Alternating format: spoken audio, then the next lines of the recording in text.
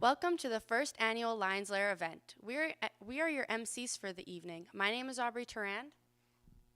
And I'm Amy Levesque, and we are the executive members of the Lloydminster Youth Council. We want to thank our sponsors for the night, Spiro's, Macari Builders, Startup Lloydminster, Sip Gray's Love, Twofold Films, Noise Photography, Red Bicycle Communications, Read and Write Advertising, Lloydminster and District Co-op, City of Lloydminster, Agra Energy Partners, Lloydminster Chamber of Commerce. Maz Entertainment. Each and every business or individual made it possible for the Lloydminster Youth Council to help support young entrepreneurs. We are highlighting 11 young businesses tonight with 2 age categories. We have a 10 to 15 category and a 16 to 18 category. We have 9 prizes valued at over $5,000. We will be awarding first and second in each category. We'd now like to introduce our judges. Our worship, Gerald Albers, the Mayor of Lloydminster, Kara Johnston with Alberta Innovates, Wendy Plandowski with Startup Lloydminster and Agra Energy Partners, Eleni Young with Spiro's. She's the one who gave us this idea for Dragon's Den style and in the first place. Tracy Klotz is not only a podcast host, but is also a successful self-made entrepreneur and business owner in our region. The Cubs have been working extremely hard and have been spending over a month planning and working with mentors from across Lloydminster. Thank you to those who met and worked with these participants. We've learned a lot too. We encourage people at home to show the love and share positive comments on the feed. Final props to Councillor Laura Lee Marin, Coordinator Jesse Mann, and our City Representative Sheena Floriano for supporting us behind the scenes. Starting tonight, we're going to welcome our first set of Cubs.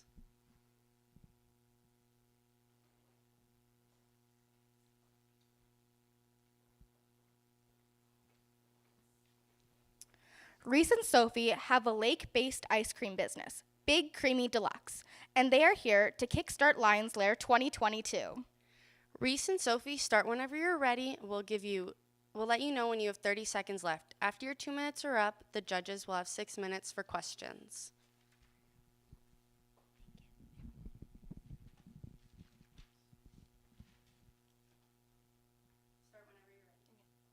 Hi, I'm Sophie Strilchuk. And I'm Reese Gassel, and we're Big Creamy Deluxe. We're here today to give you the scoop.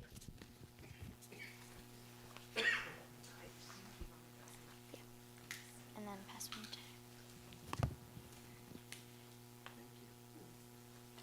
There's the next one. Thank you.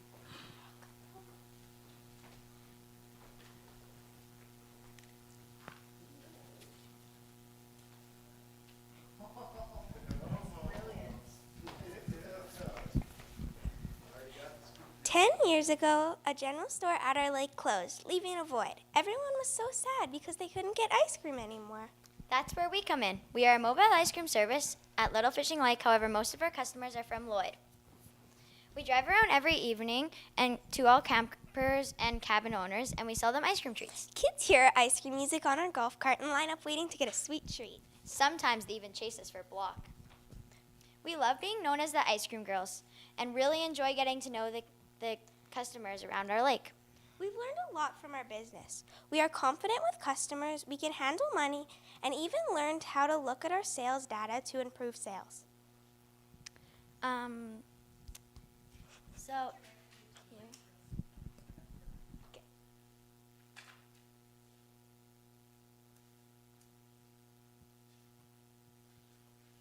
Okay, here. Okay, here we have, this is all of our inventory and what we sell to our customers. And here's how we track all of our inventory and see what's popular and what to buy next. We have been netting roughly $2,000 each summer and reaching approximately 65 cents to $1 on each item. As you can see, we're already doing great with our sales, but we still need your help. Every year, numerous people have asked us if we sold ice, and we want to make our customers happy by buying an ice machine. We also would like to buy merchandise clips to hang on our golf cart on colder days. So we can hang unique treats like nibs. And we would also love to have posters to hang in our neighborhood communities. Thanks for Considering considering Big Creamy Lux, you didn't come to us, we came to you.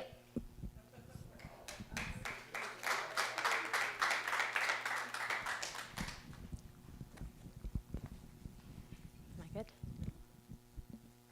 So I'm going to start. So I'm actually a customer. I've been a customer, hence the nibs. In our session, I said that the one thing that I would like as another customer, I love the quesadilla, and because I'm a nib girl, not necessarily ice cream. Ladies, you were really organized, and good job, Reese. You didn't get flustered when you dropped your cards. That's fantastic. I love this stuff. However, when you only have 2 minutes, I would make sure I got it out super fast so as not to get rid of your time, or have one of you hand it out and one of you talk so that you're not losing any of your time about the real good content, okay? And I'm going to pass it on.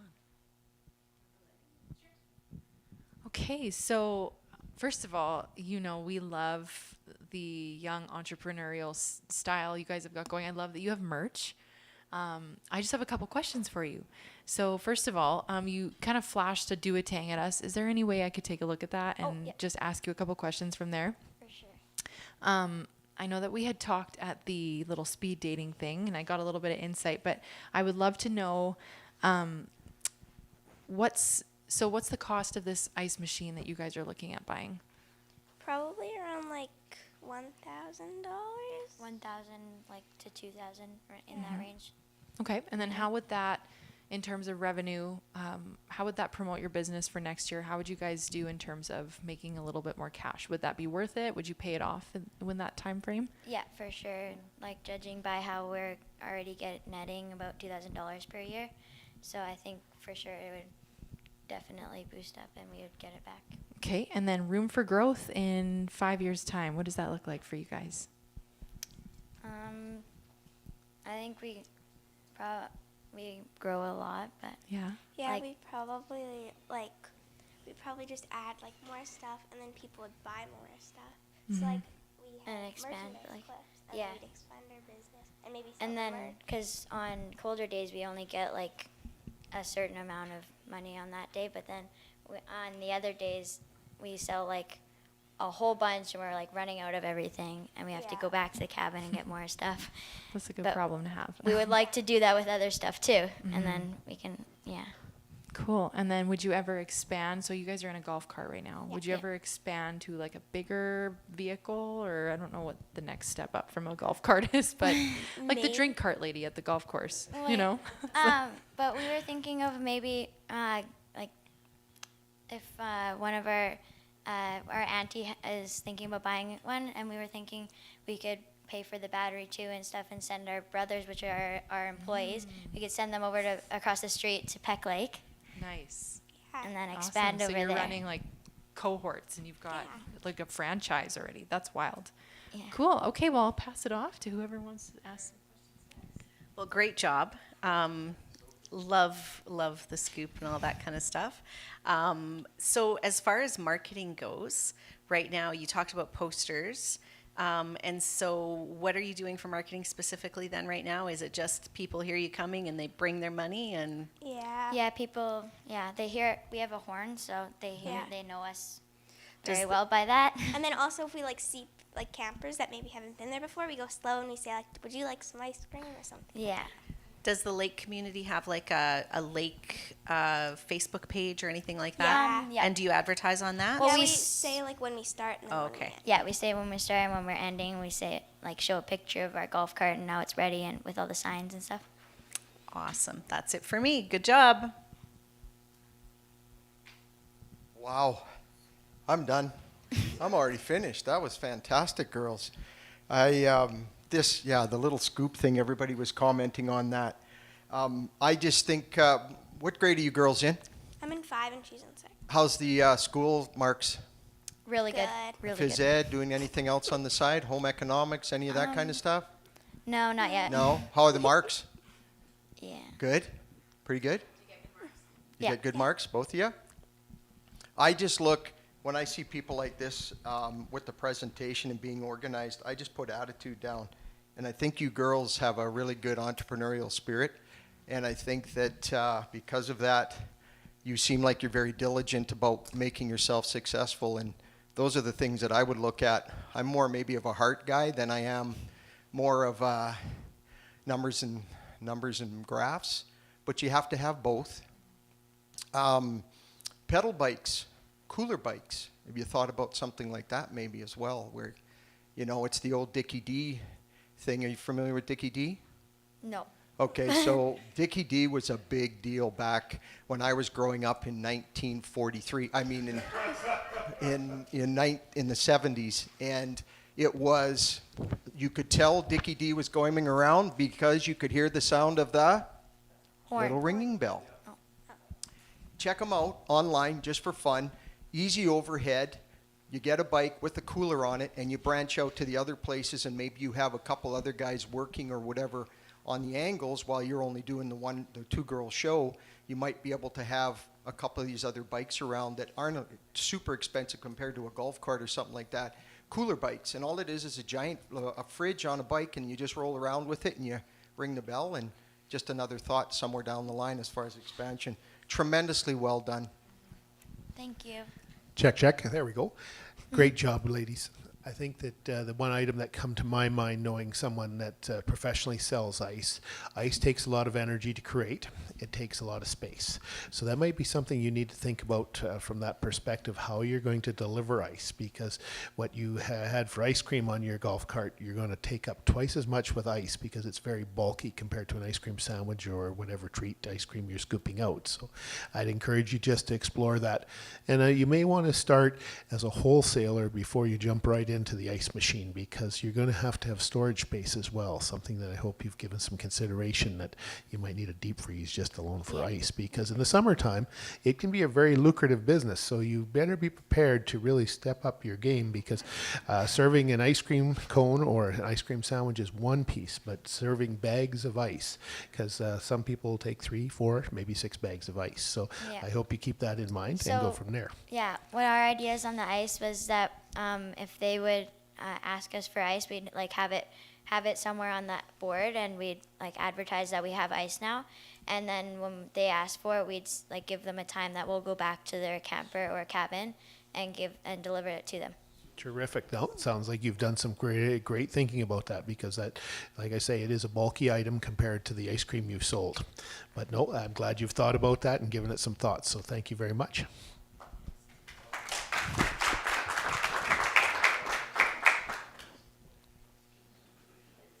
Thank you, guys. Thank you. Don't forget to have some fun at the lake, too.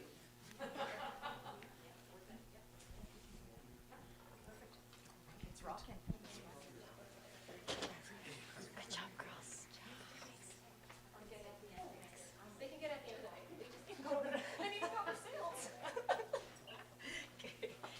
Yes, sneak on in there, Rob. Okay, so we'll head in and set up for each.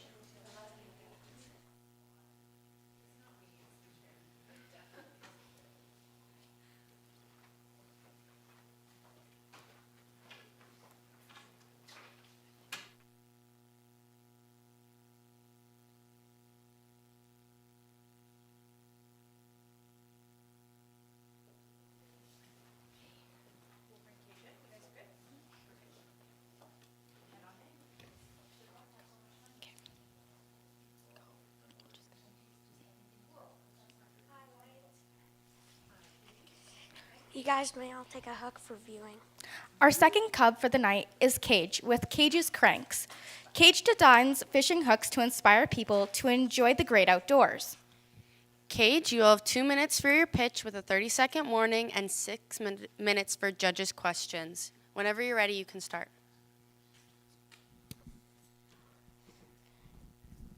Hi, Lions. My name is Cage, and I'm here to reel you in with Cage's Cranks.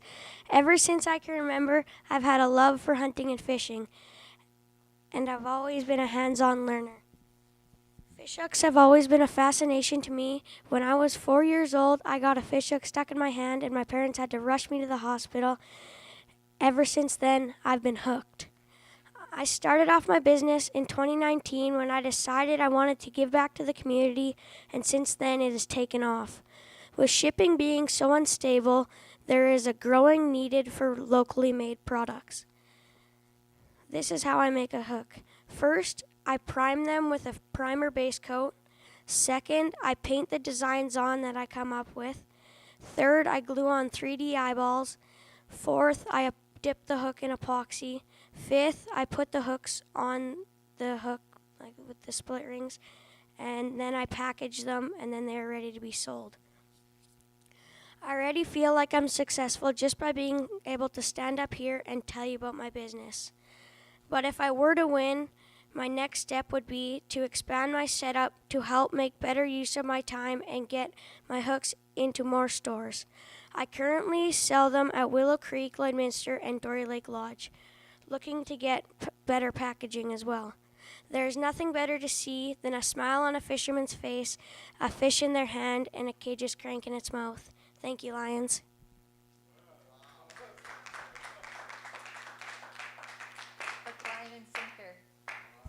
Oh, I have the mic. Maybe we should let the mayor go first this time. Oh, you know, I love fishing, and I love your display right behind, because that tells me you've got some fish with those lures, because every fisherman will tell you that they've got the best lure, but by having examples, so you've caught sturgeon, pike, and walleye, is that what I'm seeing? Yeah. That's awesome. You've got me very excited now. I just got to get my knee better so I can get out on a fishing boat. But no, I think you've got some very interesting pieces to it. Have you thought of talking to some other local businesses that sell fishing supplies in the city that might become customers? I have talked with On the Border Bait and Tackle, and I've talked with Spiros and V2 Concepts. Terrific. There's 3 great ones, and I think there's a few more. So I think that just look at even approaching some other local businesses and even big businesses, because I'm not sure their policy, but they might be able to help you out. So I think you've got the right, just don't be afraid to ask, and that's a very big step. So congratulations, you had a great presentation. Thank you. Great job. I think when I was your age, the only thing I was fishing for was boys, maybe. So you're doing amazing. Quick question for you. You mentioned packaging, like you'd like to maybe improve your packaging. Have you thought about how you would do that?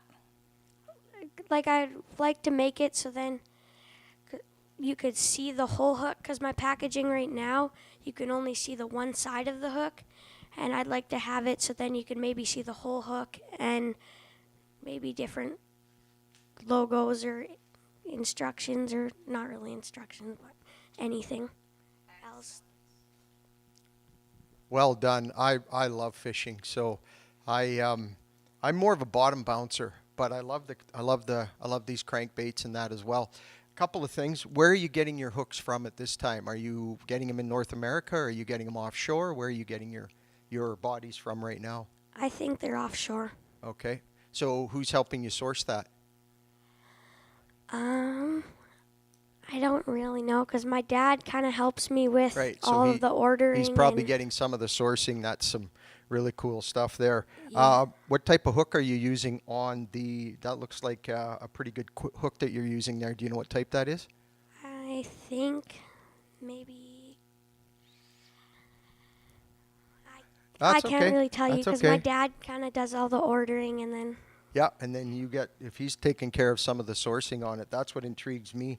You've got the card in here, everything else, same thing with the packaging, but you're very passionate about it. Have you got a certain amount of types? Because I haven't seen, you have several different colors, so that's already a really good start. I've got just this type, so how many different prototypes, or how many of these have you got right now? like, are you talking like The different kind of colors. Different bodies or colors? colors? Different colors. I think we got around 10 or 12 different colors. Do you have any type of an online store or Facebook store then as well? We have Facebook and Instagram. And do you have a little bit of inventory right now, or how is that being? Yeah, I think right now we have like around 100 hooks made. Cool. And how long does it take you to make one hook? Well, we don't usually make one hook at a time. We usually do in batches of 100. Right. And 100, or to get 100 done, we could probably do that in a week. Okay, cool. Very well done. Thank you. Thank you. Now, I remember chatting with you at the mentoring thing, and you had mentioned that you were trying to bump up your efficiency to 500 per week. What does that look like for you, Cage? Well, we would just try to get different equipment that could help you make the hooks quicker. Okay. And like, because you could get more airbrushes and more Yeah. hooks, like hangers that you could have more ready to do at the same time. Okay. And do you know approximately how much all of that equipment would cost you? Probably around $1,000. Okay. And are you making $1,000 approximately right now? Do you have sort of a savings account with some money that you made off of these? Yeah, I have a savings account. Okay, that's good. You don't need to tell me what's in there. No stress. Yeah, I guess I wanted to know what your next steps were. So if you were to get some capital tonight, say you were to get $1,000, is that going to be enough for you to sort of get to that more efficient way of doing things, or? Yeah, it would probably help a lot. That's awesome. Okay. And then I guess I had one more question. Have you ever considered I know you're a little young to be on social media, but have you considered some kind of a little like YouTube channel or something? Because I feel like for myself, I enjoy fishing. And by fishing, I mean sitting on the boat and getting a tan. But it's because I don't really know a lot about fishing. The activity is fun. But, you could totally hook people in with these hooks. You're so smart for your age, and you're just doing such a great job, and you're confident, and you know what you're talking about. Like, start a YouTube channel or something. Get people hooked in literally to your personality and the fact that you know exactly what you're doing. And how old are you? 11. Oh, 11. I was eating dirt at 11. But yeah, I think you just have something really cool going, and I really believe in your hooks, even though, like I said, I'm not a huge fisherwoman, but I will be now. Obviously, I'm taking this home. Actually, right now, there is a YouTube channel in the making. Yes. I believe in that. Cool. Well, I really loved what you did today, Cage, and I believe in you. I think you're doing a great job. Thank you. Thanks. My turn. Well, my fellow Lions have asked a lot of the questions I had, and actually, Lainey, I had social media and I had YouTube.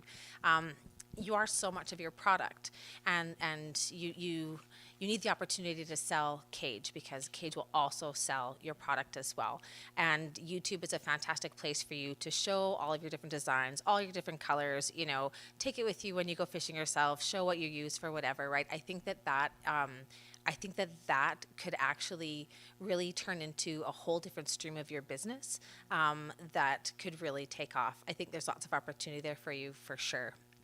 With your product itself, and so same thing, we talked about it before a little bit. So when we talk about it takes you a week to make 100, do you know how many hours you're putting into it? So here's what I want you to consider. How many hours it's taking you to make 100, how many people are helping you to make that 100, right? Because I think you're probably underpriced, and I think that you're probably going to have to look at your price point, because at some point, sweat equity or sweat employees don't last very long. So I know you have lots of support with your family, and you're very fortunate. But at some point, if you think about in the future, what if you had to pay somebody to do all of those things that they currently get done for you? And as you grow and expand, and as you get older, that's something that you'll have to consider as part of your price point. And back to your social media stuff. Your awesome cards here, you need to have your stuff on here. You need to have on here your Instagram page, your YouTube channel, all of that needs to be here so people can continue to find you. For you, because you are commercialized, your goal now is going to be to scale. So that means and I'll talk to you in hockey, and we talked about this before, right? So right now you're in the blade of the hockey stick. And so we really want to get you to the curve and going up. And so you're going to have to take a little bit of time to think about what's it going to take to help your product be repeatable, which means that your people that purchase it now are going to continue to purchase it, and then scalable, which means that they're going to tell their fisherman buddies who are also going to be intrigued and then purchase, right? And so your goal is going to be how to get yourself from this part of the hockey stick to this. And that means exactly what it's costing you to go into every single product. So you're pricing everything appropriately, because I'll guarantee you, Kate, you're not selling these for enough money. I promise you that. Because that's what it's going to take for the long-term profitability. And the YouTube channel, like, let me tell you, I think that will take you next level. So good job, bud. Thank you. And back to where you said about the time, most of the time is drying, because if you paint one color, you got to wait for that to dry. So that is what takes up most of the time. Awesome. So perfect. So when you're factoring in, so there's two different things that you need to factor, right? Because your overall time to develop each product is not 100% on-hand time, right? So there's two different things that are taking place there. So man hours is how much time is actually like hands-on. And then, but then your time to flip your inventory, that will also include all of that drying time as well, right? Because you'll have to know how long it takes you to flip inventory as well. Thank you.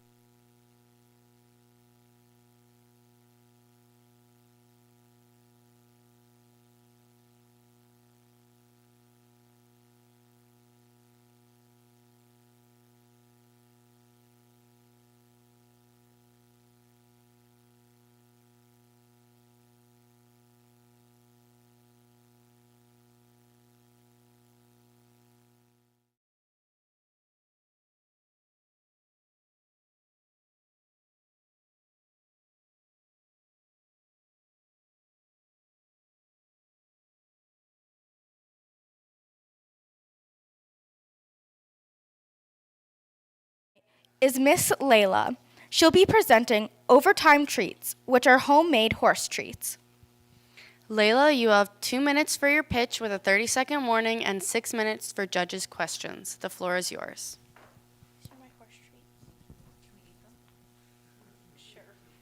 I don't have a horse, you know?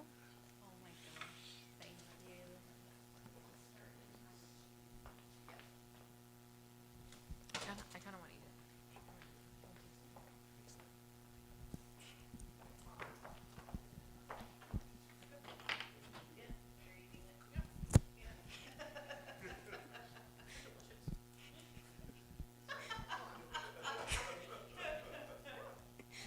Hi, good evening, ladies and gentlemen. My name is Layla Hughes, and I own and run a small business called Overtime Treats.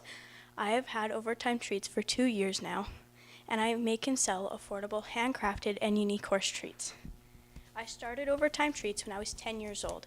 I was saving up to buy a mini pony, and I started sewing dog bandanas to cover the cost. I hated it. It was so boring and repetitive. And then I found this magical Instagram account called Bronwyn's Horse Cookies, and they made the most adorable horse treats that I've ever seen, and it inspired me to make Overtime Treats. I love feeding my horses treats, so why not bake them too? And I also thought, since horses get their own vets, dentists, doctors, massage therapists, chiropractors, why not some fancy horse treats to top it off, like the cherry on top? My horse treats are show safe, chemical free, and they're edible for horses, dogs, and humans, and they taste pretty good, and when I say that, I speak from personal experience. I have a few goals for Overtime Treats. I would like to provide wholesale pricing to equine suppliers. I would like to launch an online shop, maybe even an e-commerce website, or even a subscription service. You never know. I would also like to become a well-known brand and still maintain my local customer base I've built here in Lloydminster and all around Alberta. Overtime Treats is not just for performance horses, it's for all horses. They can be used as a reward after a tough ride, to reinforce training, or even after they get off the trailer. But one thing, they even can strengthen the bond between you and your horse, and they also make a pretty great birthday gift. But one thing's for sure, horses aren't just horses, they are a part of our lives. They are also a part of our family, so treat your horse to something special. Treat them to Overtime Treats. Bon appetit.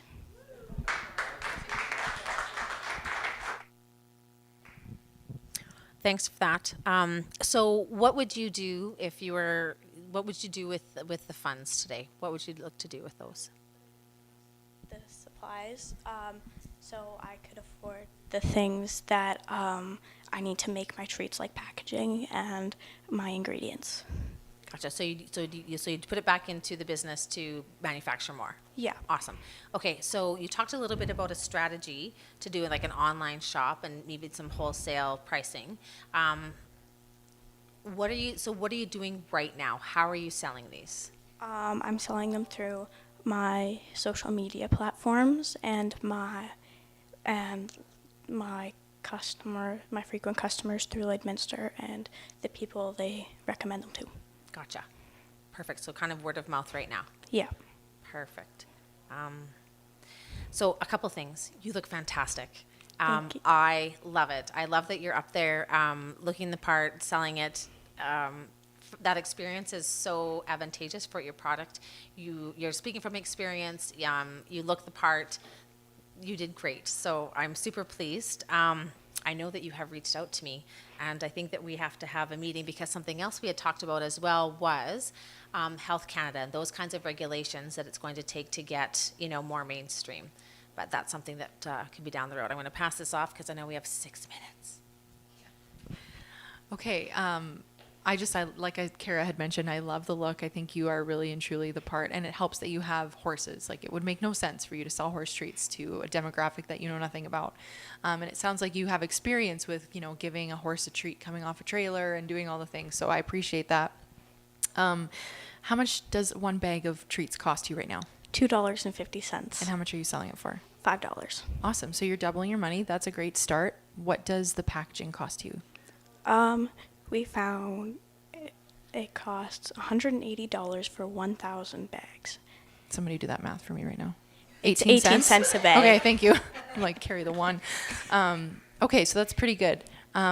We had sort of talked about this with another cub before, but I honestly don't think you're selling them for enough. You have to make sure that your time is valued as well.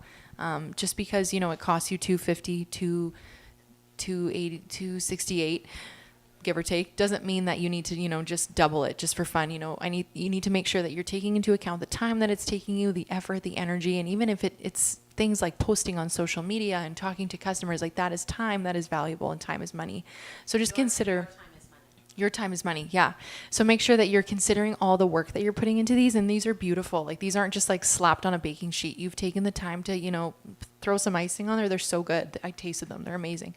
And just make sure that you're putting value in that. And we've talked about the cost before and everything, and I think we need to follow up and see how we can help you with that.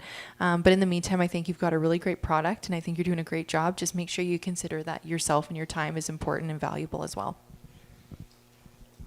Well done. Very well with the concept of the riding boots and all of that stuff. Really well done.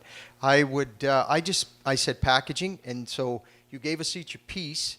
I think to impress somebody that's looking at stuff, bringing forward your packaging and the whole thing to show us will make a really good impact. Because as soon as you get a treat and it's all packaged, you think a little bit different as towards the presentation than just a piece that you came out of a bag. Just something to think about.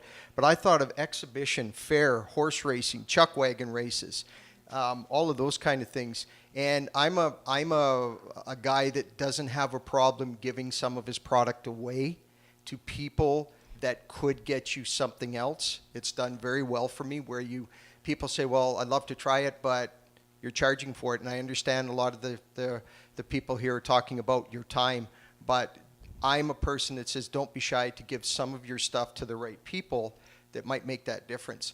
Then there's no option to them. They say, what choice do they have? It's not like they have to buy it.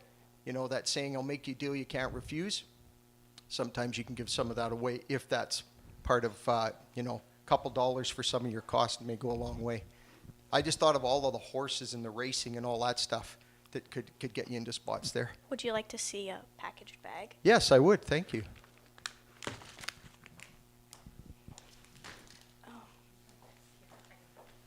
Thank you. Amazing job, Layla. I could tell right away you weren't horsing around.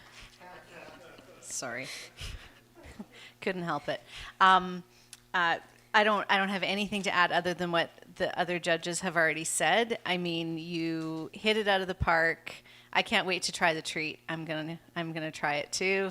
You know, I think that you're gonna go big places with this, and I can't wait to hopefully continue to work with you to see how we can get these out into more stores and maybe doing more e-commerce and that sort of thing. So congratulations, good job. Thank you. Very good job, Layla. I just, again, on the marketing, I think that there's local businesses that cater to the agricultural community and the horse community in particular. I think a PV Mart, T-Link Agro, Co-op Agro, and I can tell you, I think if you can hit a home run with the Lloydminster Co-op, District Co-op, they might be able to introduce you to Federated Co-op, and boy, that would be awesome to be stocked at agricultural centers across Canada. So I think you have an opportunity here, young lady, to really go after things. Certainly online shopping is very important, but I think that the sooner you can get your name out and work with some local businesses that are very close to the horse community, I think you might find it very interesting. So that's my one recommendation.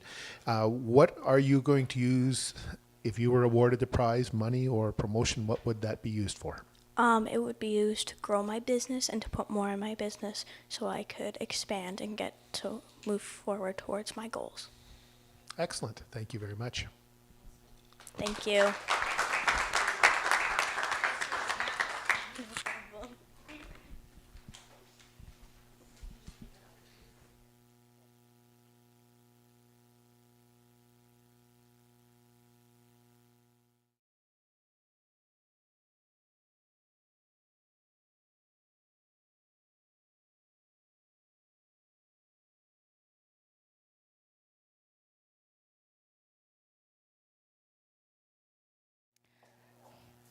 Our fourth cub in the 10 to 15 category is Kenzie. She makes everything from scrunchies, cups, sweaters, blankets, and so much more. Kenzie, you will have 2 minutes for the pitch with 30-second warning and 6 minutes for judges' questions. The floor is yours.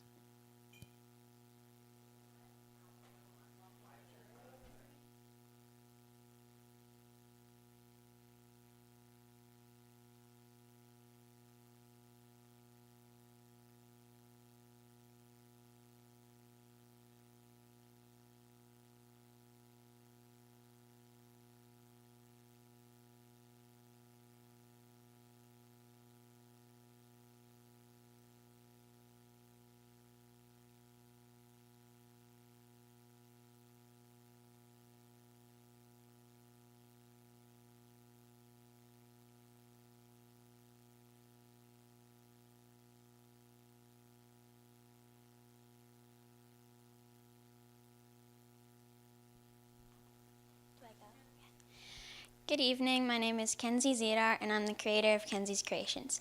Kenzie's Creations is a home-based small business where I create unique, customized, and affordable gifts for all ages. I specialize in custom drinkware, but I also take custom orders for anything from shirts to scrunchies. I believe in high quality and attention to detail. My business values are competitive pricing and customer satisfaction, because if you don't have a happy customer, you haven't done your job right. My vision is to grow my business and add seasonal products like, for example, Father's Day, and continue to have quality items and good and competitive prices. Winning Lions Lair would give me the opportunity to make my vision a reality. I believe in giving back, so every mug I sell, I donate 50 cents to Kids Sport because I can't imagine not being able to play hockey. I normally have items in stock or that can be picked up same day, or I can take custom orders, as I already mentioned, that are ready within 24 to 72 hours of purchasing. Kenzie's Creations has been going since February of 2021, so just over a year now. I'm currently also working on a website to reach more customers, but I've previously sold on Facebook and even farmers markets. I price my items based on how much money the materials cost and how much time it takes me, because I make roughly $20 an hour, and for me, time is money. I've created custom mugs for each of you.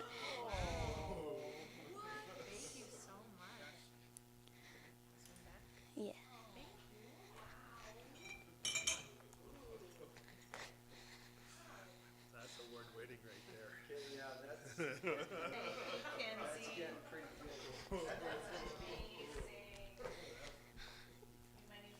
As a sample of my products and to say thank you for listening to my pitch.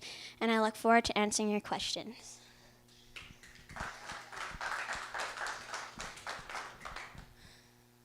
We'll let the mayor start and then. Wow, that's a very great way to introduce your product to us by giving us a sample. The quality looks excellent, and I guess that the question: are you doing this in your basement or garage? Where are you doing this right now?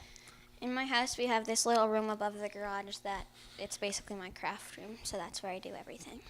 Terrific, terrific. Well, I think it's your idea of getting a website is very, very important from that perspective. And your $20 an hour, I'm very impressed with that because people often undersell themselves, as we've talked about a little earlier. And it's incredible that you're giving back to kids' sport. And I'm really glad that you've already shown that giving because as a business, it's important to share when you have the opportunity and you've made that commitment. So thank you. To you, Wendy. Great job. Yeah. Really great job, Kenzie. I'm curious about your contributions to the Lloydminster economy because the mayor's here and all of these, people watching live stream. You've actually hired a couple of friends or somebody to help once in a while, right? Yeah, So you're creating jobs, yeah. which is amazing. What is your number one seller? Normally my Starbucks cups. Right? Okay. And what would be your number one problem right now as an aspiring entrepreneur?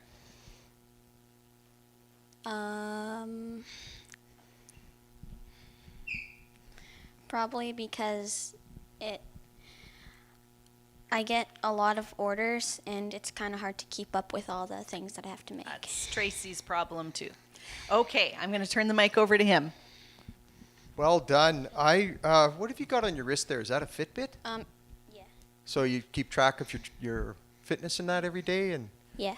so quite motivated, obviously. What's your favorite subject in school? Math. Excellent. That's my favorite as well.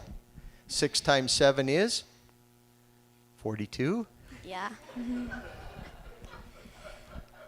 The one that intrigues me the most is the giving. I'm a big believer that anybody who's an entrepreneur, anybody in business needs to find something they're passionate about to give back.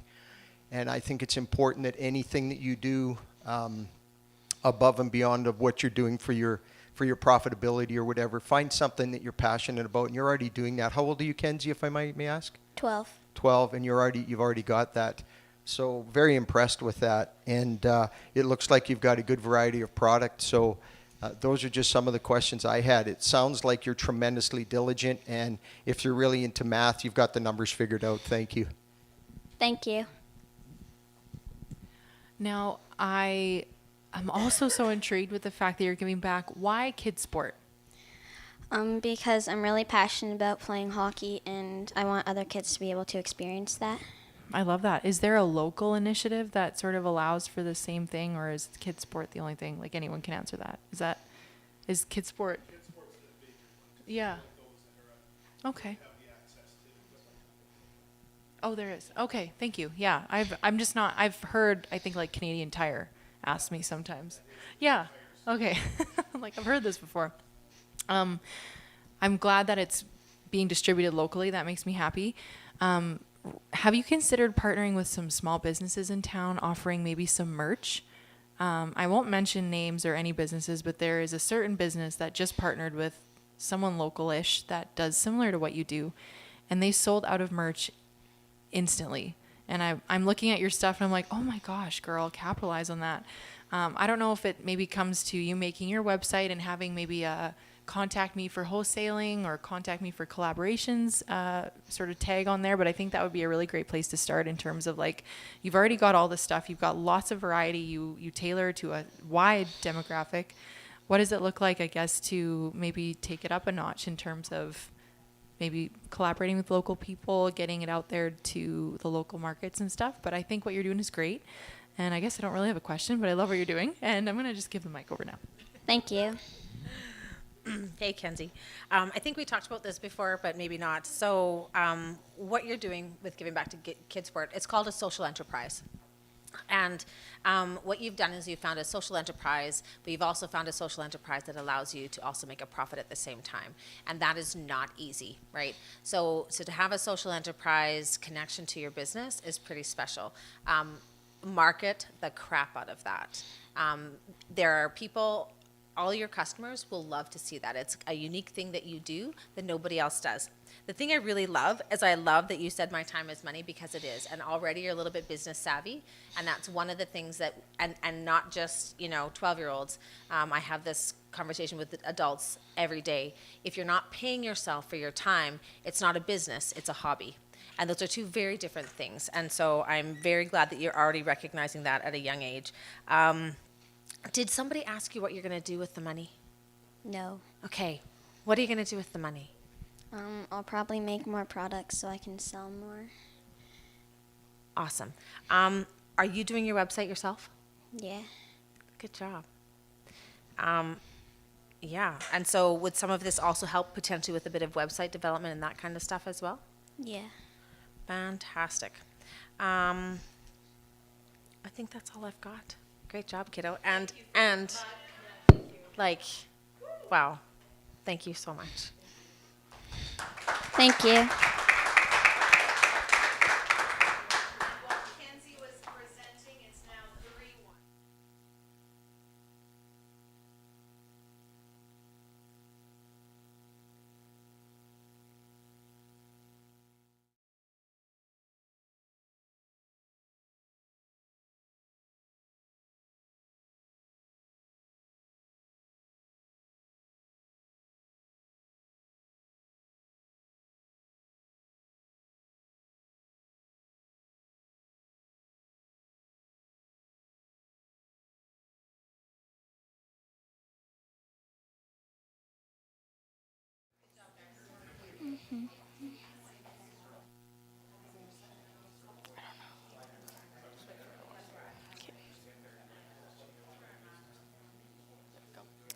Our fifth cub for the evening is Savannah.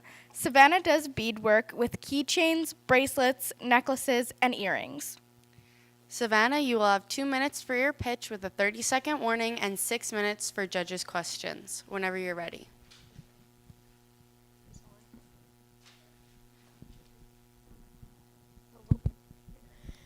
Okay, hi, I'm Savannah, and I started making beadwork when I was about 5 years old, and my nana and my grandma always impressed me like with making jewelry stuff and like crafts and all that. And well, I I just wanted to try to like impress them with all my crafts and do whatever to make them happy. And I started to when it was COVID, and I gave it to my mom's work and gave the seniors some bracelets and all that stuff. And while I was doing that, I just continued selling them on Instagram, and now I'm here in the Lions Club and trying to upper my business, and yeah. And that's all. Thank you. And I also have stuff for you guys. Oh, let us see. Yes, let us see. Okay. Maybe one of the one of the gals And help you out. Yeah.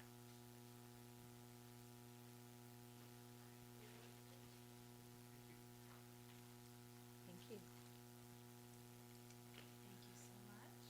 Or the back colors. to you, but this is important inventory. These are yours. Oh my gosh, thank you. Amazing. This is like Christmas. It is like Christmas.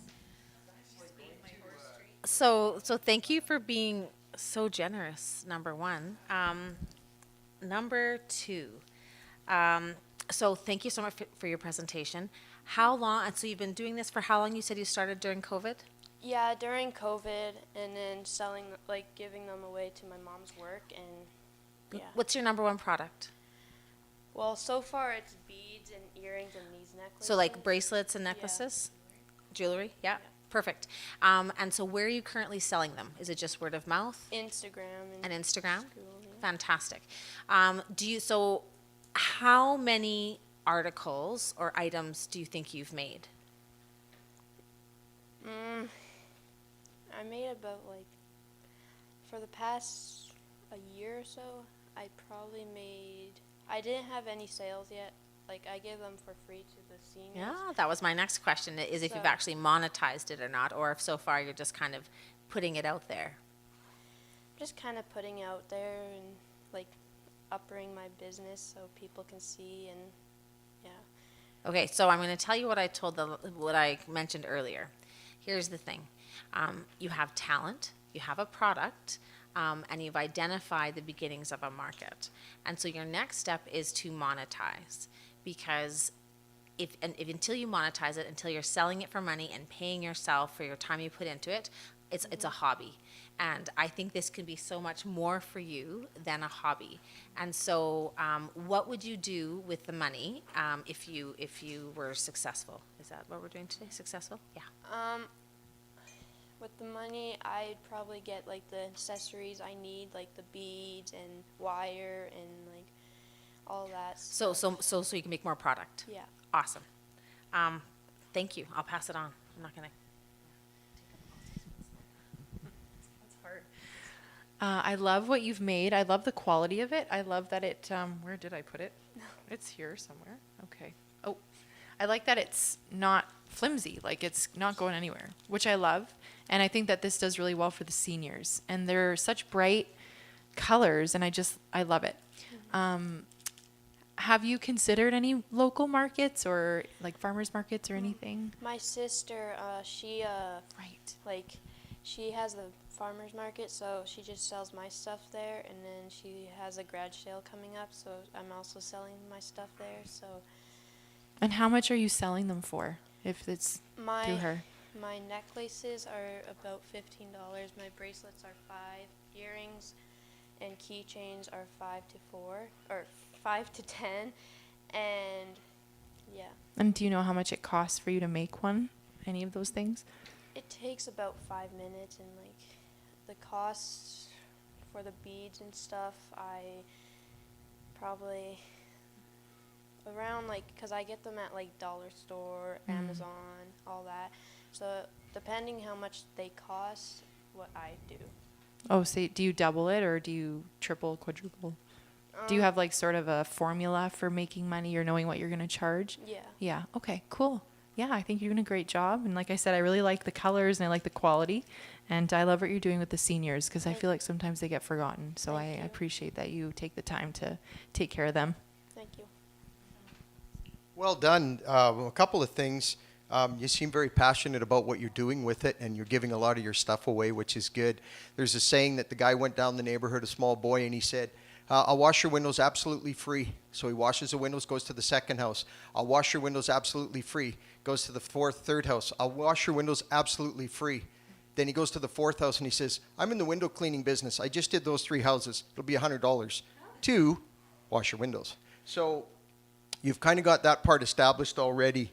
Just a couple of things I would do is find out and maybe get yourself a little bit of a spreadsheet on what your numbers are and what those numbers are going to cost you and what your supplies are when you're coming in looking for money for your business, because those are important things to us as entrepreneurs. Maybe as you go into some of these other shows, put some marketing boards together with maybe some pictures in that if the seniors will allow you to show some of your cool stuff and the smile that you put on their faces. Just some thoughts going forward. Yeah, I think what impresses me the most about you, Savannah, is that maybe out of all of the Cubs, you seem like you're the one that would do this even just as a hobby. You can tell you love what you're doing, and now people want them, so yeah, I'll sell them too, right?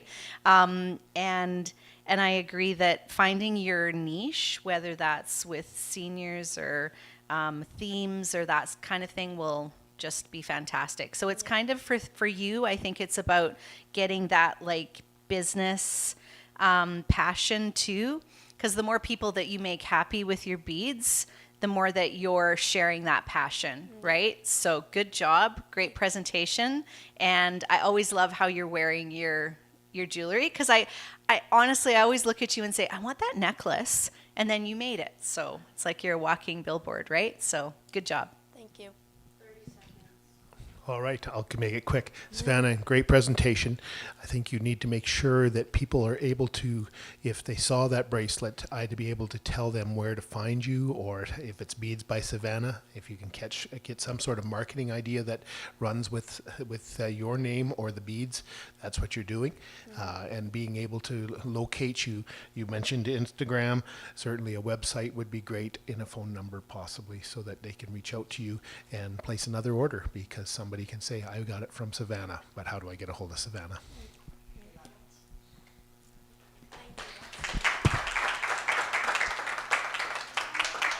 Also, the score for Oilers right.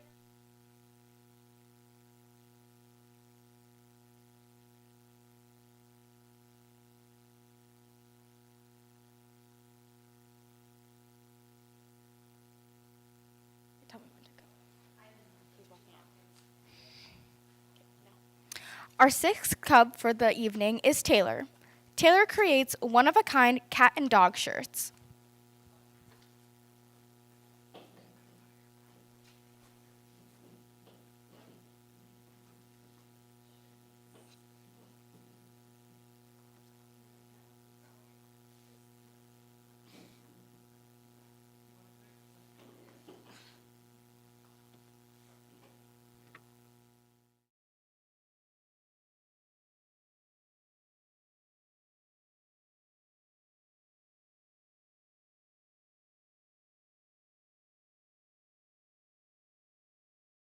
Second warning and 6 minutes for judges' questions. You can start whenever you're ready.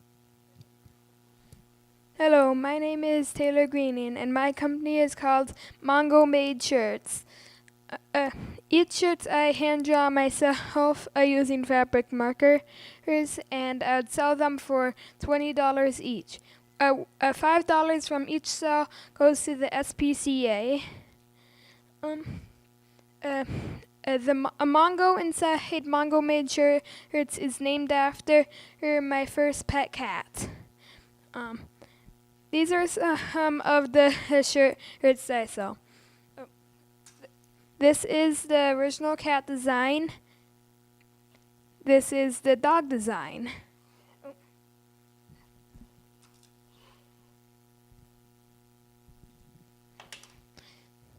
This is the black cat design.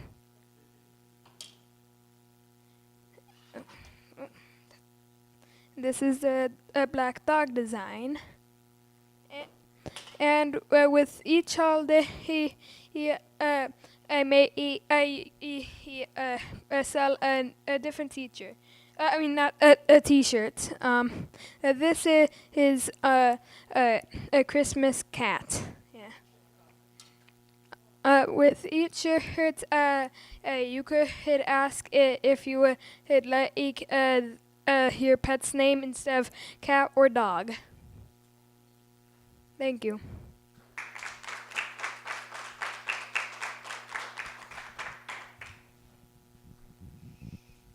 I will start. I've got the mic. Great job, Taylor. I'm so glad that you came out to pitch this business, because I've been hearing about your business now for quite a while, and I've always wanted a Mongo shirt, but I don't have one yet. So now I know how to get one, right? And one of the questions I have for you is, how do people find out about you? If they don't work with your mom, how do people find out about you? I gave out some shirts already, and people might see them and ask about them and maybe want it. And what does it cost you to make each shirt? Do you know? Like, what do you mean by like, how much does the T-shirt itself cost? Well, the cheapest we can find, but it's not that good. Reply to it's hard for me to pronounce that word. That's okay. Quality, yeah. quality is $1.50, but but usually comes in different colors, so I can't really plan. So if I want a better quality, I would usually get it for $5. Fantastic.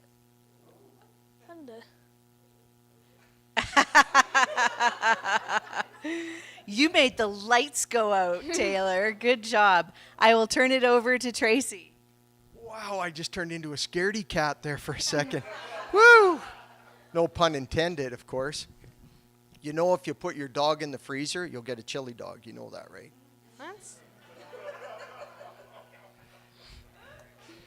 Oh, my thoughts are, I love the customization. My daughter's a fashion designer, so I'm passionate about clothing and all that kind of stuff. So that's awesome. Anytime people are starting out doing T-shirts, and companies like Mark Echo and companies like that, they started selling T-shirts on the corner in their cities and got started that way. My question would be, you're going to get a sore arm doing a lot of drawing, or are you reproducing these shirts, or are you drawing every single one? Because that's going to get you tired. I'm drawing each shirt, but if I win the lines there thing, I would buy a silk screen printer before he could make it shirts with less work. Right, very familiar with that, because then you would just take one, make a screen, and say, okay, this is my Christmas cat. Instead of you drawing them all out, you would just be able to silk screen them and do that kind of stuff. So that's kind of where you're probably wanting some of your money, is to probably get something that you don't have to do all the drawing anymore. It's probably be a silk screen or something if you won, right? Yeah, all right, awesome. Taylor, do you know what a sheepdog looks like? What?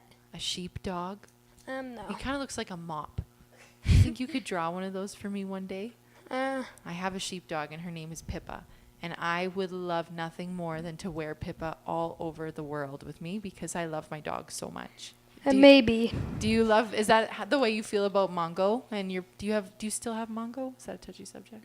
No. Do you have any pets now? Yeah. Yeah, okay, good. Whew, good save. Now, when you said you were making them sort of customizable, so how do people order them from you? Do they contact your mom, or do they find you? Once I've seen someone with a Mongo shirt, I'm like, oh man, I need that, but I want it in a sheepdog. Where do I find the shirt guy? And they're like, it's Taylor, Mongo made shirts. Okay, cool. How do I find you, Taylor?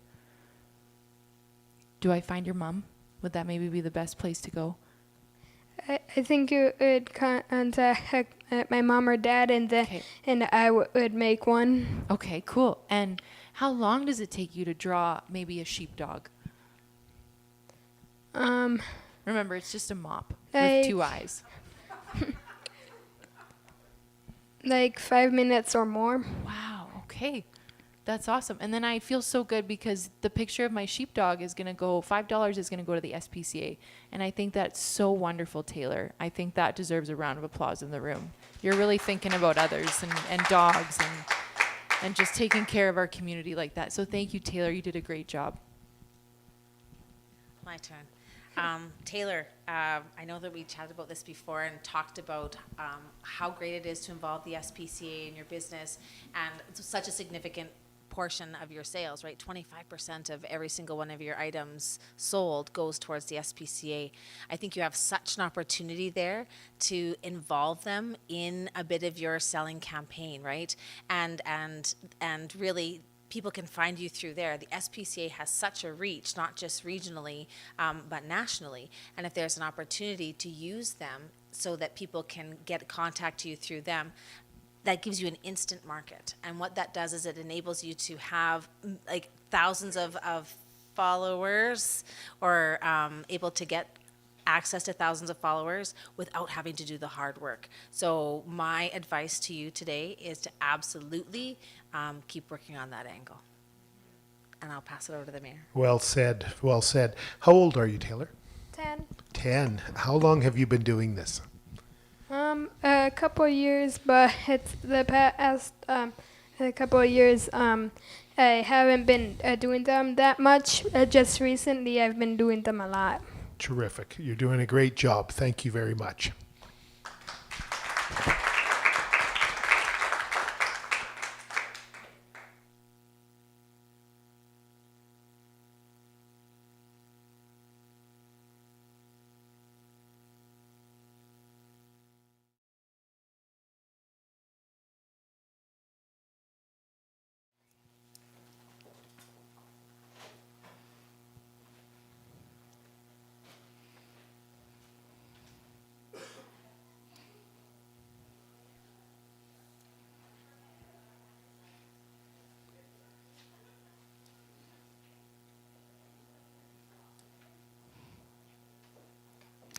Our seventh and final cub in the ages 10 to 15 category is Maria.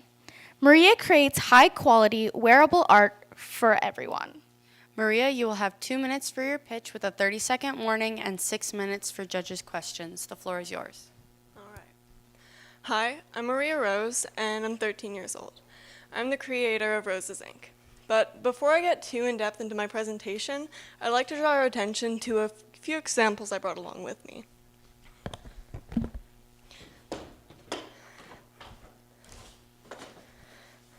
My business is all about supporting people's form of self-expression through wearable art. I made this business to financially support my future and support people's form of self-expression. I've always loved drawing, and I've always been told that my style has some sort of uniqueness to it.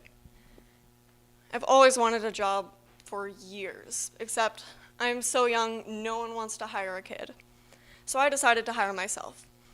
With the help of my mother and a bit of money from her, obviously, I managed to pick up my first batch of shirts, and I got to it. Within the first month, I made over $150 in sales, and I was ecstatic. I'm getting along with the community, and I'm starting to know more and more about this business thing. I'm looking to expand to online and not just local resources. I'm planning on starting up a website and marketing through online resources like TikTok, YouTube, Facebook, and more. I'm bringing this idea to life because once I heard that this whole thing was starting up, I didn't think that a kid could run a business, but I'm making money now. I'm going to bring out a couple more, and you guys can look at them yourselves. You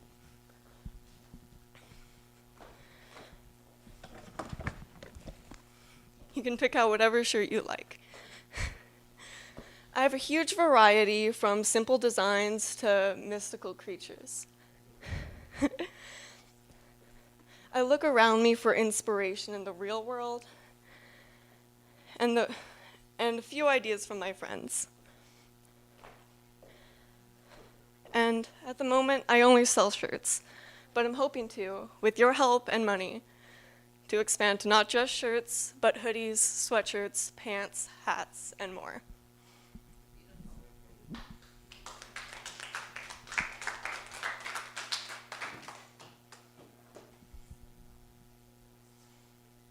First, I'm going to congratulate you on your first investor. I think that's very important. So, thank you. You're welcome. My first question is, do you literally do every single one? I do, You and do. I take great joy in it. Oh, that's awesome. How long does it take you? Well, I dye the shirts, and I just do that overnight, but for the designs themselves, I come up with them 5 minutes tops, 30 minutes to get them completely on the shirt. And what are you selling your shirts for? $15. Okay. How much money are you making? Per shirt, about $8.67. Okay. So is that your profit above your product costs, or does that also include your time? It doesn't include my time yet, but I'm planning on raising the price when I raise the quality if I get the $500 prize from this And so specifically, because you talked about you would use the funding to increase like your output, and so your goal is quality and what else? Or is that Quality and variety. okay? And so is that in the shirt type, like the material itself?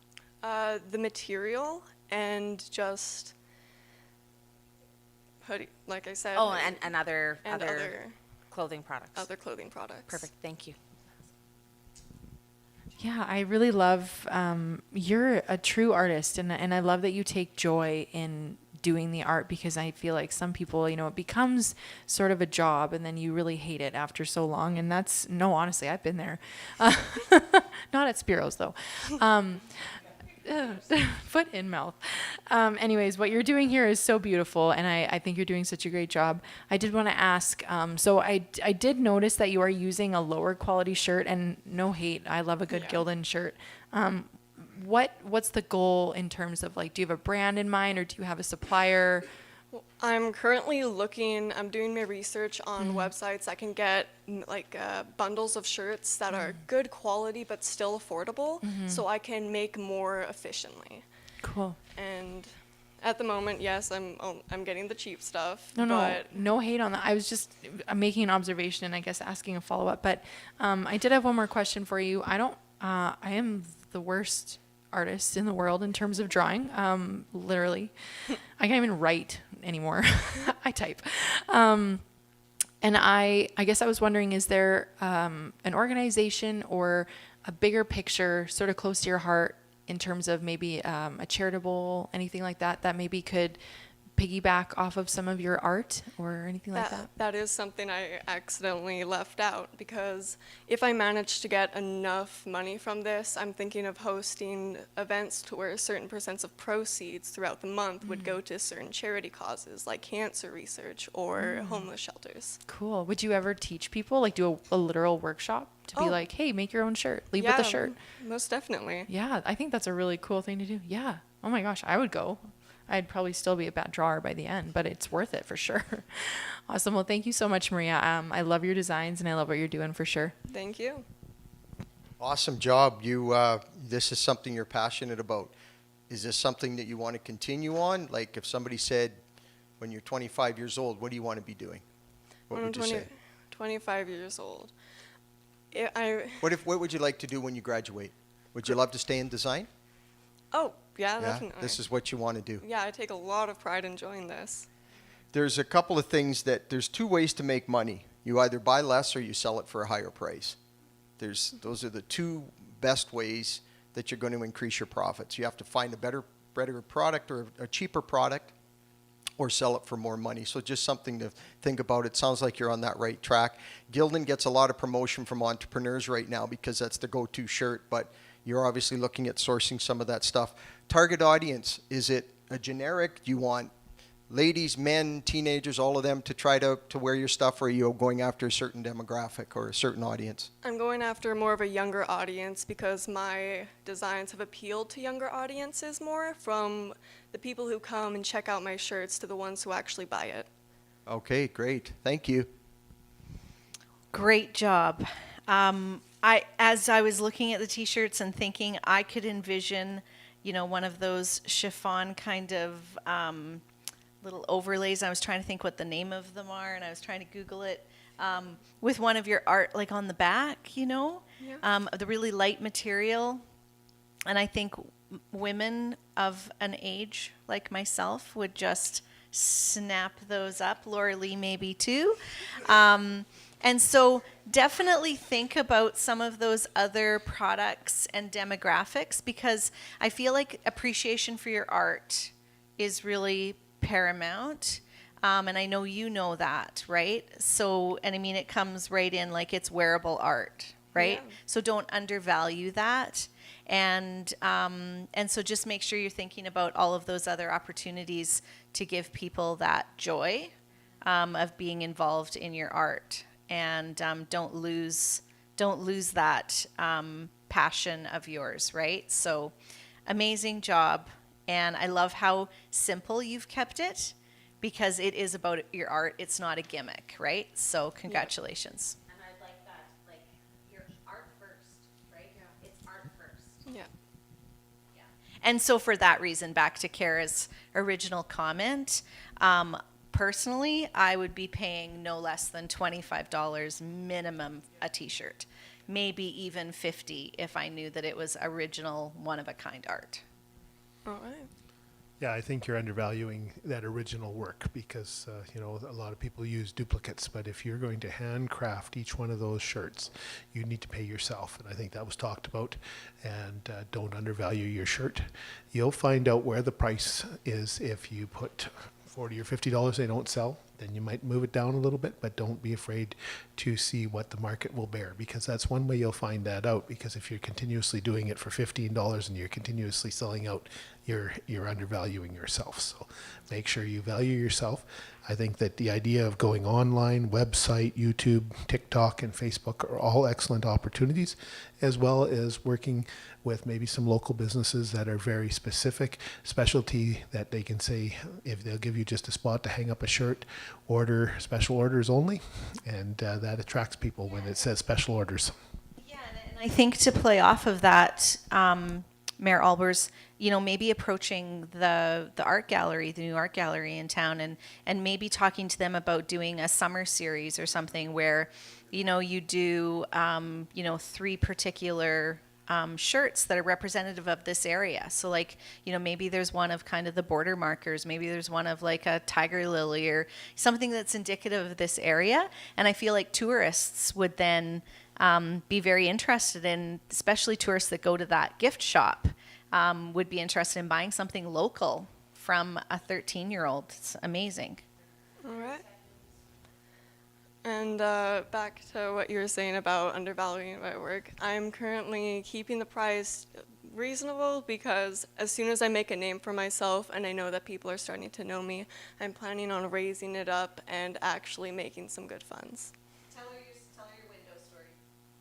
The window story. So that's the same thing as where young fellow goes to the first house and washes the people's windows. He says, I come to the door, I'm just going to wash all your windows for free. Goes to the second house, says, I'm just going to wash all your windows for free. Third house, he says, I'm just going to wash all your windows for free. He goes to the fourth house and says, hey, I have a window cleaning business. I just did clean those 3 people's houses there. I'm $100 to clean the windows. There you go. All right. Great job. Thank you.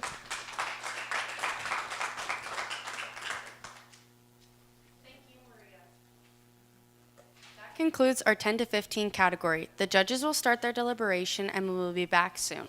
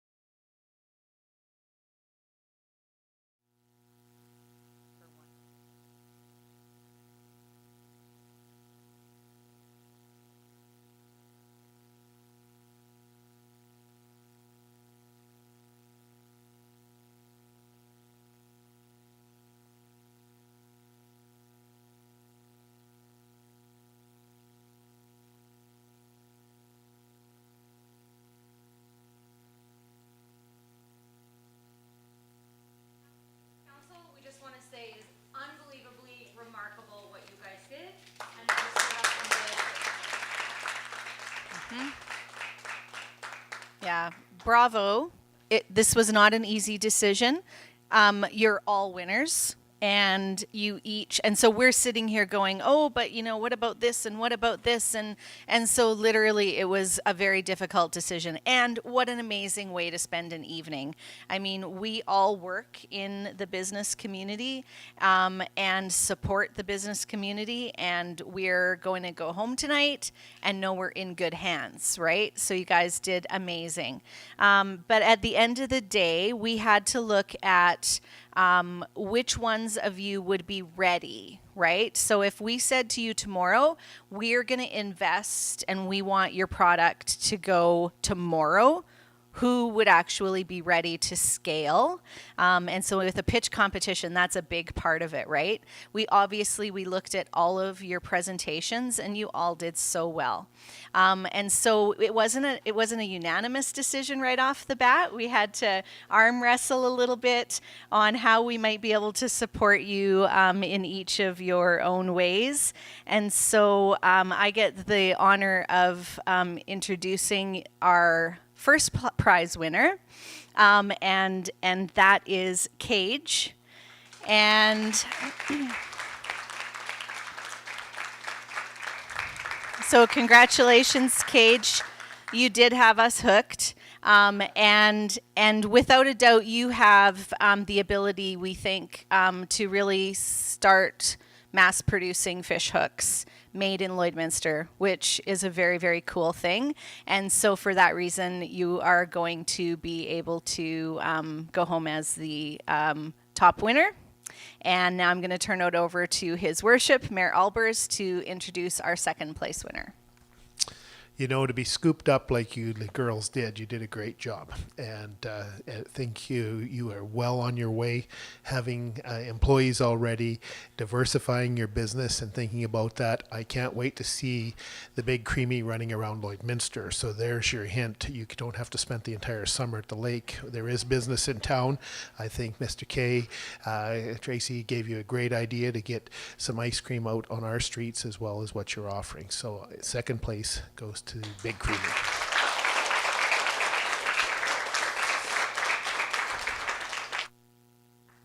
Everybody did a great job. So give everybody a big round of applause for all of you guys.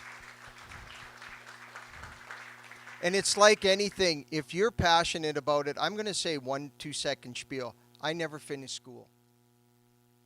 And I still did what I wanted to do.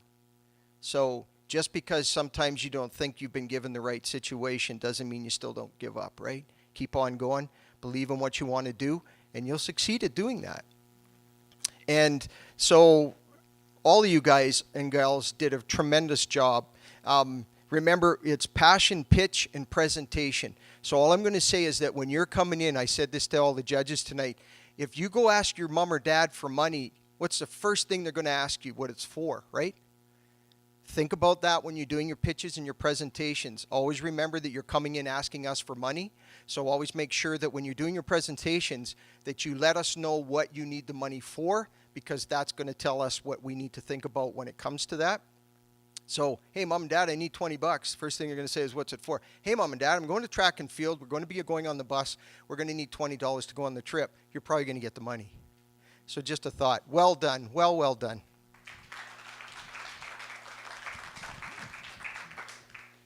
My turn. So I actually spent last week at a really big conference in Alberta called Inventures, and I spent much of my 3 days there in multiple pitch competitions and had the good fortune to be able to judge one. I want you to know that your level today of presentation was so exceptional. And I will guarantee you that I saw better pitches here than I did in Calgary last week. So, yeah, sad but true. And so I'm super, super proud of all of you. If you find something that you love to do, you will never work a day in your life. And remember that. But also remember, your talent, your time is worth money. You artists, my goodness, don't ever lose your passion, right? But there's a way to monetize all of that as well. And so don't forget about that. Miss Layla, we both said that I know you and I need to chat a little bit about helping get your product to that next step through Health Canada. I know that you're going to get some help over here as well. But I am super proud of all of you. And yeah, you made my heart full, and it was a great way to spend tonight. Ditto to all the things. I do want to say that I just appreciated that you guys put so much time into creating a pitch. The way that you're balancing school and activities and pets and all the things, like, I just don't even understand how you guys did it. You did a great job. I am so inspired. Like, I'm leaving this tonight and I'm like, I'm going to start a shirt business, man. This is great. I'm going to start learning how to draw stick people. No, I feel so inspired by you. And I just think you all should just give yourselves a round of applause. That's you. Yay. Great job, guys. Layla, you and I are going to talk after, okay? Okay, awesome. I think that each of you have heard from us, but if you have any more questions, please feel free to reach out to anybody here. Startup Lloydminster, we've got Community Futures, we've got Kara here from with Alberta Government. There's those resources, as well as people that are in business. Those can be great mentors, people that you know, be it your parents or friends or other business people. If you walk into any business and you sit down and say, well, I'd like to talk a little bit of business, they'll listen to you because you guys did a very good job in your presentation. So thank you so much. Yeah, and just to echo that, don't forget that we've got the Lions Lair pop-up on Saturday. If you want to come down and promote your business and sell some things, you can come down and do that at Startup Lloydminster. And in addition to that, Startup Lloydminster is here to help each and every one of you scale and do what you need to do. So we can find some, screen printing machines for you to use. We can do all kinds of things to help you get going. So come and see us and we'll help you with whatever it is that we can help you with. Great job, guys. Okay, so we'll have you guys, just congratulations, and we'll have you guys take a hike, I guess.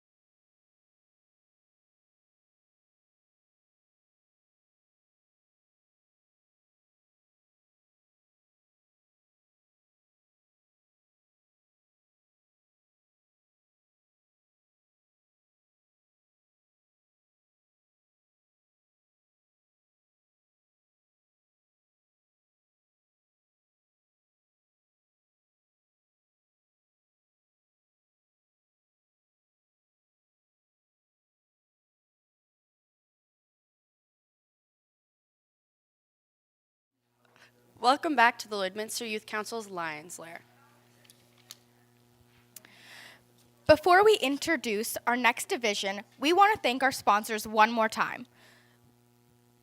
Spiro's, Macari Builders, Startup Lloydminster, Sip Gray's Love, Twofold Films, Noise Photography, Red Bicycle Communications, Read and Write Advertising, Lloydminster and District Co-op, City of Lloydminster, Agra Energy Partners, Lloydminster Chamber of Commerce, and Maz Entertainment.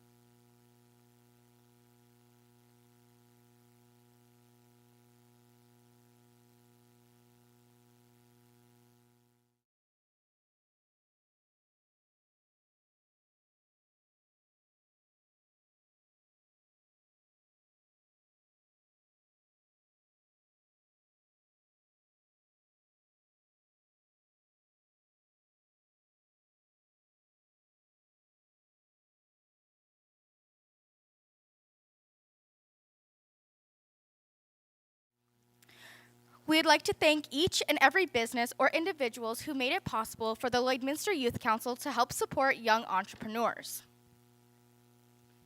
Not only would we love to thank our judges, all 5 of you, but also everyone who was behind the scenes, including our coordinator, Jessie Mann, Laura Lee Marin, and all of the Youth Council who are here tonight.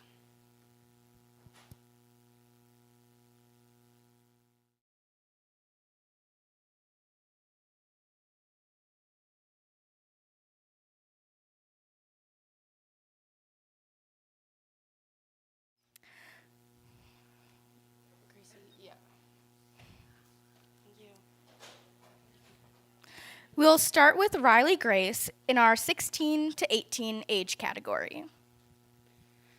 Riley is a grade 12 student at Holy Rosary and is a part of the Lloydminster Youth Council. Riley, on her free time, does photography. What started as a hobby is now a passion. Riley, you will have 2 minutes with a 30-second warning and 6 minutes for judges' questions. Start whenever you're ready. Hi, judges. I'm going to hand this to you first. So feel free to browse at the little portfolio, the little album as I'm going on. The girls give a great introduction, but I'm Riley Wood, and I'm here today to pitch to you my photography business. So as they said, it started as a hobby, as a passion, and it's something that I want to turn into a real business. It's something that, for me, it's more than just clicking the camera. It's more than just, setting them up, making the poses, taking it, be done. I have a drive for creating community, for creating space to bring people together, and it's something that I do here in this city with Youth Council, and it's something that I want to bring with me going on to this next chapter in my life. So I know that you've all heard the saying that a picture's worth 1,000 words. Cliche, I know, but I believe that to be very true. We never know what tomorrow promises, what it's going to bring, what it looks like. Freeze the picture now. Take that time, take those photos, make those memories, and have them last forever. For me, it's something, that's important. It's something that brings people together, and for me, I want that for my clients. I don't just want to see you one time, take your picture, take your money, be done.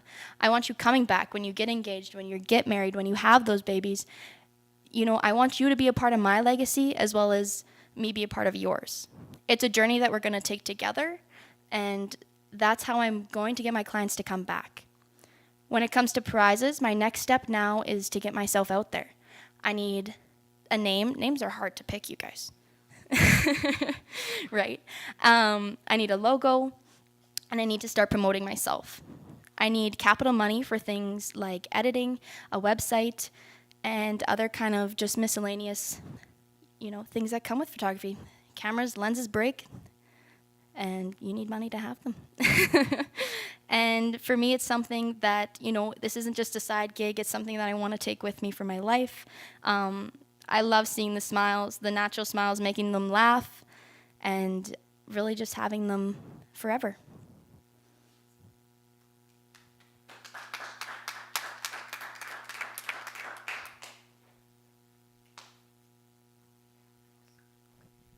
I'll go.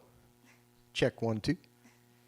This is the most passionate presentation tonight and the most long-term presentation tonight of where you want to go with all of this.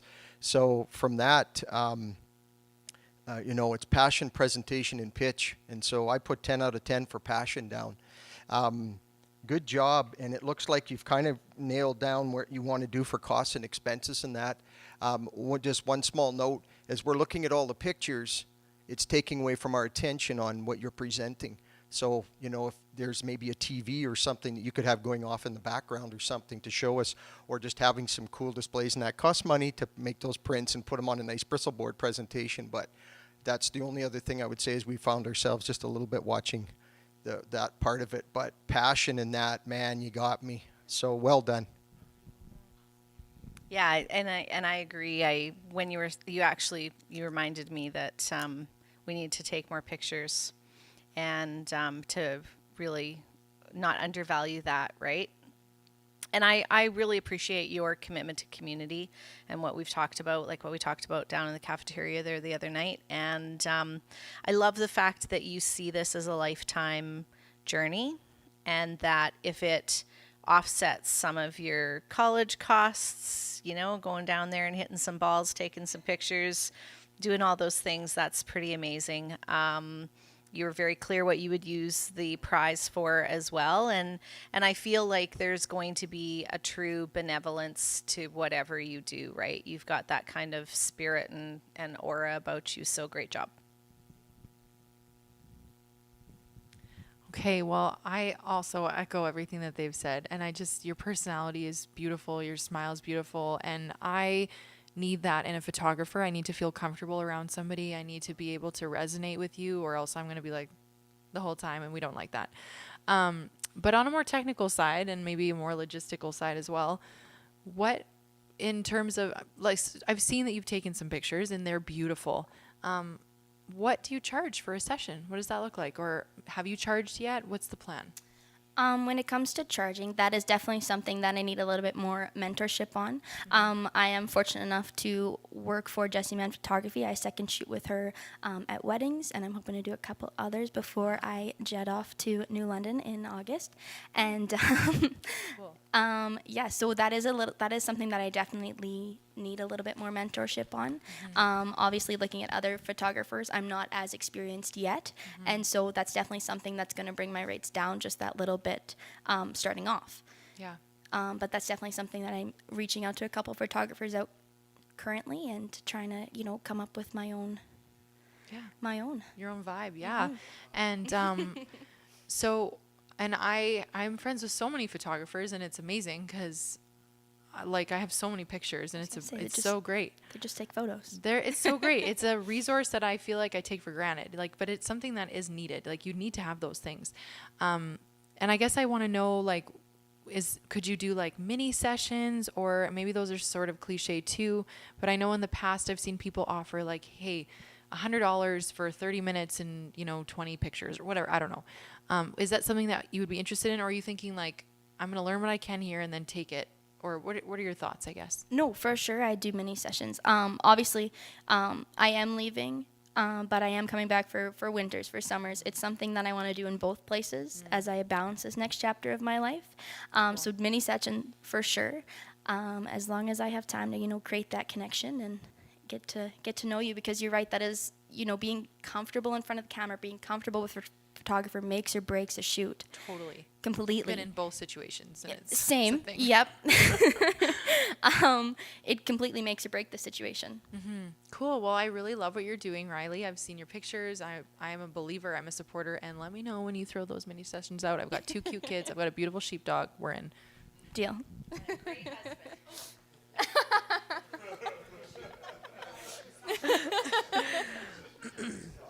Thanks, Riley. So one thing that I actually really appreciate is not rushing in with your name and with your logo, right? I think that that's something that is really important, that you maybe figure out what your niche is, what's comfortable, and what's going to sell you moving forward. And so ultimately, what is going to be what sets Riley apart from the others? For sure. And, I think that's going to kind of come not so much with the name, but as I get more experienced, it's going to be me targeting my audience about who I want. Right now, my niche, what I prefer is I love shooting weddings. I love seeing those natural smiles in families and kids when you make them laugh, when you tell them a joke, and then they just start laughing, and you just click, click, click, click, click, and you get all of those natural smiles. And for me, it's still, I'm honestly still trying to find out what sets me completely apart from everyone else, why you're going to choose me. But I think that that's part of the process. That's part of the fun of it. It's 100% part of the process. You're absolutely right, which is why, like I said, I think it's very wise to not rush in. It's also very smart to have a really strong mentor, and that you have somebody that can help lead you a bit there as well. Where was my next question? So on the technical, so where you have lots of passion, you have a skill set, and so I think where you probably need to do a little bit of work would be on that business side, right? For sure. So what your price point is, what it costs you, what your return on your investment is going to be, all those things, because as you grow and scale, you're going to need to add things like, different cameras, different lenses, different backdrops, so on and so forth, right? And so have a very strong foundation, because that will move you forward so that you always have that really solid foundation to go back to, right? And so I think that that's something for you to really consider, that as you take those steps moving forward, that it's logical, that you're not rushing, that you're very much considering your own capacity as you, balance your education and your extracurriculars and all of those good things. Riley, great presentation. You're off to school as well as hopefully some photography in the U.S. Have you investigated what it's going to take to allow you to do that for money, for a fee for service in the U.S.? Because being Canadian, have you explored that? Yeah. So that's definitely something that I have actually reached out to my coach and to, as well as I have an athletic administrator at the school that we chat almost daily. And it's something that, they are supportive of as well. And even when it comes to they're super supportive of passions, of hobbies, of, me taking this next step into my career. And, we had kind of discussed about going to community events and taking a couple images, free of charge to start off, to get my name out there, to get me familiar with the community and kind of building up a clientele in New London from that point. Okay, just be very careful when the customs officer in the United States of America asks you why you have $10,000 or $5,000 worth of camera gear with you, and you're going to school for what? So just be prepared for that question, because that is one of the challenges, just starting out and making sure you meet all the requirements, because doing business in Lloydminster is a lot different than doing business across the border. For sure. Excellent. Thank you. Got your iPad right here.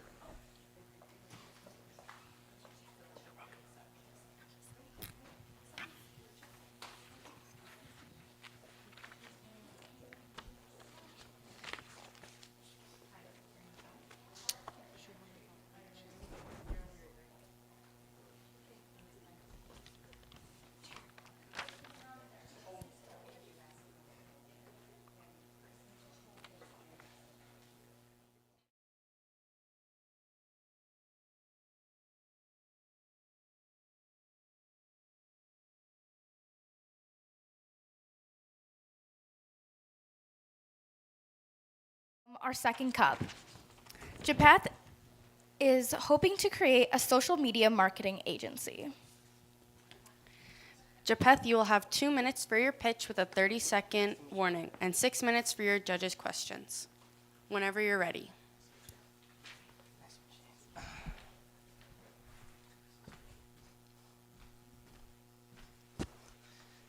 Good afternoon. Sorry about that. As you might have heard, I'm Japheth Ortiga, and I would like to ask you how you're all doing today. Good. That's good. Now, I've come to you with an idea that I'm very proud of. But before that, let me ask you a question. So, have you ever had a goal in mind for your company that you've always wanted to achieve, but never had the time or energy to do so? Well, do I have the service for you? Introducing FSA Agency. Now, FSA Agency is an agency that I would like to create for the small businesses here in Lloydminster. And I would like to provide three services for it. I would like to maintain or create a website for this company, or for the client, I mean.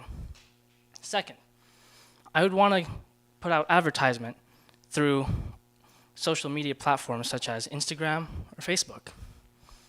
And also physical ads, of course, like ads in the newspaper or benches and stuff like that. Now, the third one, I would also like to make logos for people too. Regarding the work that I actually have to do, I'm not qualified for most of it, so I'll outsource it to professionals.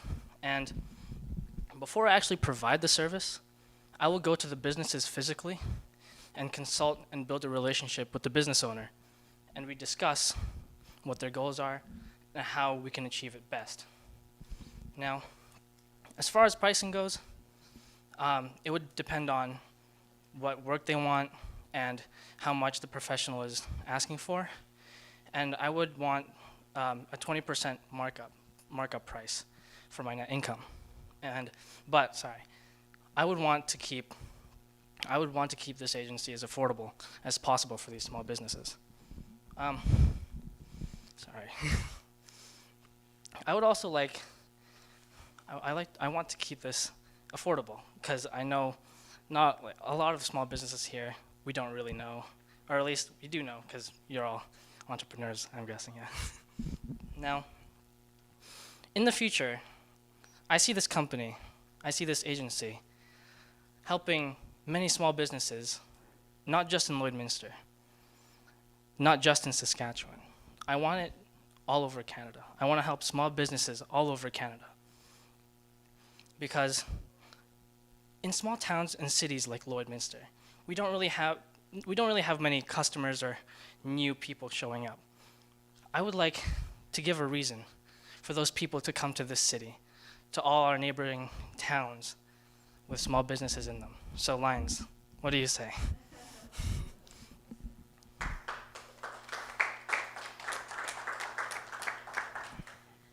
Thank you. How old are you? I am 18. What are you doing post high school? I'm accepted to the University of Alberta for accounting. Okay. Okay, so that threw me for a loop. So okay, I'm going to get right into it. So you want to keep this. So basically, you're looking at potentially like managing somebody's creative, right? Their websites or social media, that kind of stuff, right? Yeah. So helping do that at a lower cost. Yeah. However, you're going to be outsourcing some of those skill sets. So, do you know how much that's going to cost you? Probably, for some people, it probably costs like $1,000, right? Well, so here's the thing. So it's going to depend on what your service providers are, right? It's going to depend how much it costs you depending on who your service provider is. And so I actually think that you're probably going to end up, because you're outsourcing, you're going to end up actually costing more because you're going to have to put money on top for your time as well. And so oftentimes when we are launching a business and you are the business because right now you are the business, utilize a skill set that you have or that you're going to develop, because that's how you establish a business, right? It's your skill set, it's you doing the work, right? And then that is what is going to keep your costs ultimately lower. And so you might want to reconsider your business model. And here's my thing. If you want to do a marketing business, why are you going into accounting? Oh, so I actually did this before. Like I was accepted for accounting before I made this idea, and I wanted, because I hate working, like normal jobs, so I wanted, yeah. So where's your passion? Where does your passion lie? And you don't have to answer that, but it's something that I really want you to consider, right? And that if you can match your education and your experience with whatever the business is that you want to create and move forward, that's where the magic is. Yeah, I agree. I love the idea, and the thing is as business becomes more, I guess, less brick and mortar and a little bit more online, and by a little I mean a lot, you need to consider, I guess, what the need is. And yeah, there's absolutely always a need for marketing and always a need for agencies, but what is going to set you apart from all the other ones? And I've had the pleasure and also displeasure of working with some really great agencies and really terrible agencies. And I know that what set them apart truly was, I'm working with one right now. Love them. They're small. They're great. They're out of Edmonton, just to do this certain big scale ad campaigning. I get to talk with the owner once a week. We have a sit down. We hash out how our ads are doing, what needs to change, what kind of copy she needs from me. She is an expert in pay-per-click, Google Ads, SEO, all the things. She knows so much about it that it actually gives me a headache. I literally need to take opioids before I go on this call. Because, oh, just kidding. Not actually. Tylenol. Tylenol. Yes. Just essential oils. And so I know that I'm getting really incredible service from her because she's the owner of the company and she knows so much about marketing. It's ridiculous. So I guess if this were to go on, and I hope it does, I hope that this is your passion project, or I hope you find something that is. If it's not, do you know anything about the space, about marketing, about agencies, and all that they I did need? some research beforehand. Yeah. And I'm planning to learn more. Yeah. Okay, that's great. And just one more small question: what does FSA stand for? Oh. I had a really hard time coming up with a name. So I was like, what do I want? So I was like, future success all around. There you go. I love it. That's great. Cool. Thank you. Thank you. So pitch was great. Presentation is the part of what you're trying to pitch after you've been talking about it. You went into a lot of details, which maybe having some graphs or some pictures would explain that a little bit more. Eleni asked about the experience in social media. I put performance and experience equals trust. If you have performance and you have experience, you will get the trust of your clientele. So just a thought, when you're going into the space, if it's new to you, that's going to take you some time to get into that part of it. And if you don't have any experience in social media, that's going to be the challenge to get clients on board. Passion and pitch, great. So just a thought. I actually got a question about that. So how would I gain experience in this sort of field? Well, that's exactly what I was going to say. So I feel like you were passionate about being an entrepreneur. And you brainstormed over the course of this journey, and you had talked a little bit about a drop shipping business, and then you landed. That wasn't you? That wasn't me. Oh, okay. I thought that very first night I heard you talking about some drop shipping stuff. No? No. Okay. Well, anyway, that very first night you were still kind of thinking about the business and landing on the marketing piece. But I think what I commend you for more than anything is your passion to be an entrepreneur.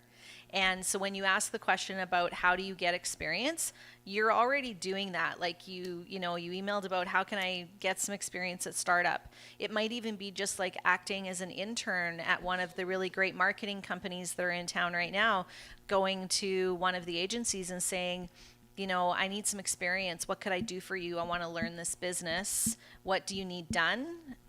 Is it payable? So it's just reaching out to some of those networks, which we can help you connect you with. Again, love your energy and love your commitment. And it's obvious you've got a business acumen. There's no doubt about that. So congratulations. Thank you. From the perspective, I think that you have all great comments from the other Lions. I think that interesting that you enjoy accounting, which is very important, and that you will want to succeed at that. But those are all pieces to your business that will potentially lead you, if that's what you want to be, but also to open up doors to some of these other items. But I think that, as it was noted, it is a little challenging to simply be the overhead guy, take that 20% in today's marketplace, because there's a lot of people out there offering very similar services, some specific, some in the creativity, the whole end of it. So unless you can possibly find some great partners that meet some of those, where you become the salesperson and pitch to potential customers and have the backup team there, so that from that perspective, because professionals do expect their piece of the pie as well. So some options to look at from that perspective. It's a very interesting business model, that's for sure. I'll give you that. Thank you. Good job. Indeed. Thank you so much. Thank you for your time.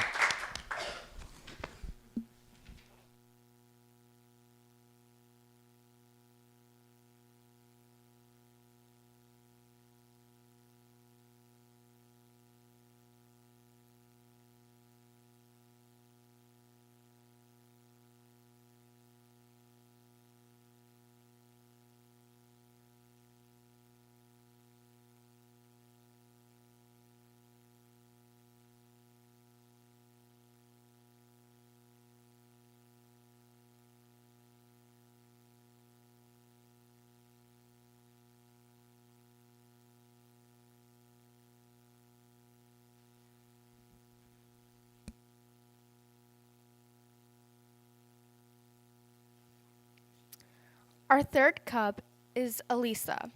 Elisa is creating and writing a literary art magazine.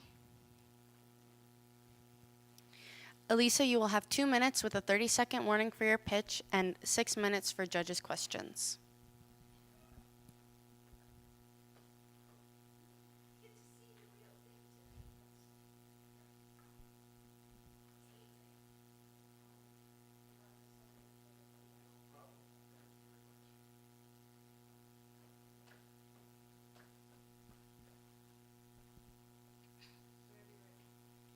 Okay, so I'm the founder and editor-in-chief of Seaglass Literary.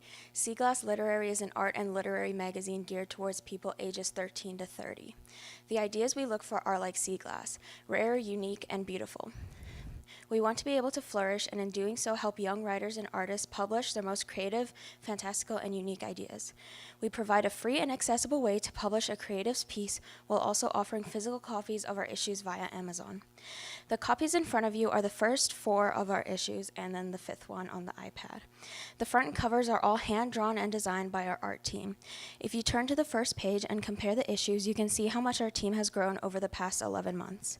We currently have over 50 volunteers and are always actively hiring more. Each and every one plays a vital role in the functioning of our magazine. Our volunteers are from a variety of backgrounds and cultures, allowing for different perspectives and opinions. We believe in giving everyone a platform for their voice. Although we are currently a small online magazine, we have big plans for our future. We are planning a subscription service that will include physical copies such as these and other fun goodies to engage readers. Another goal we have is to create a publishing and mentorship program. This will allow us to guide a potential author through all stages of writing, editing, publishing, and marketing. The program will eventually tie into our long-term goal of being a fully independent publishing house. With the winnings from Lair, we will be able to launch those programs and improve our services. The website I use to format the issues is called Canva, and the website you see on the iPad if you switch tabs is hosted by Wix. Both of these are quite pricey, which is another thing we'd use the winnings for. Since we like to keep our magazine as free as possible, we usually outsource to find payment by finding sponsors. Winning would allow us to focus on moving Seaglass forward instead of worrying about how to maintain our operating costs. Even if I'm not chosen today, this has been an amazing opportunity to fine-tune the logistics of my magazine and gain some exposure. Thank you for listening to me today and being a part of this amazing opportunity for young entrepreneurs.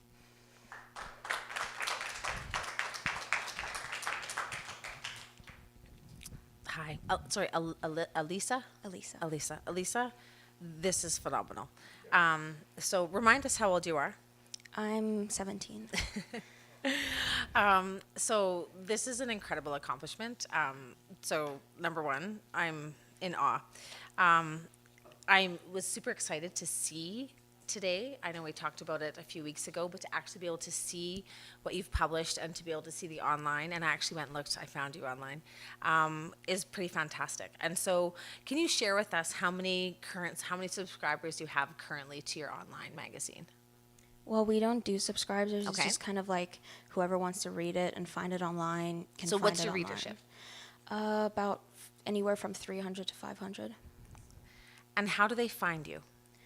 We use Instagram and Twitter, and all of the issues are on our website. What is your target market? Writers and artists of like poetry and short stories and all of that are like more fantastical, not really serious, and just very like out of the box creative. What is your biggest challenge right now? Finding funding, because especially like with our mentorship program that we want to start, we want really good mentors and we have to pay them obviously for their time. So it's like those kinds of things. Tell me more about the mentorship program. Well, we want to make groups with like mentors and pair them with like an editor, a submission reader, which will act as a beta reader, and a graphic designer, and then we'll accept like applications from people that want to publish like a chapbook or like a novel, and they will be paired up with a grouping, and they will go through all the stages of like editing, pre-reading, and then we'll help them publish online, and then we'll help market their books and have a launch party for them. Since we saw each other last, have you given any more thought to how you're going to monetize and how you're going to make money from this? Yes, so that's like the subscription service I was talking about. So we're going to create like I don't know if you know like Owl Crate and stuff. They're like subscription boxes, and so we're going to take like, because we can get author copies for the books that cost like so much less, and so we can get those, and then we're going to make like bracelets and bookmarks and those kinds of things matching the theme of the issue, and then send them out, and they will obviously cost money, and then we will mark up the prices for the individual issues on Amazon so people are more inclined to buy the subscription. I just subscribed to your email list. Hope that's okay. Now, I love this kind of stuff. Sadly, I have zero time in my life these days to read, which sucks. So I'm like audiobook central. Number one, have you thought about, maybe this is really pushing it, maybe far in the future, but have you thought about maybe an audiobook or an audio option for people to be able to submit like audio versions of their poetry? Well, I've thought of like making it audio for people that can't like see, like blind people, but we have to find like specific programs and stuff, and they often cost money, and we need like good microphones and stuff. Yeah. So that's definitely like a future plan, but we want to make it like accessible for people. Yeah, that's really cool. Yeah, I'm not even thinking about those who are not able to see. I'm like, I'm just lazy. But yeah, that's obviously very important, being inclusive. And then I guess, what sets you apart? Like what makes you stand out amongst the other literary projects that are out there, and galleries and art? Everything is so beautiful and so artsy these days, and it's so accessible, and I love that your website is beautiful. I went on your Instagram. Your Instagram is beautiful and very nicely branded, and that's very important to me. And yeah, I guess I just want to know what sets you apart from everybody else. Well, for one thing, you don't have to pay to submit.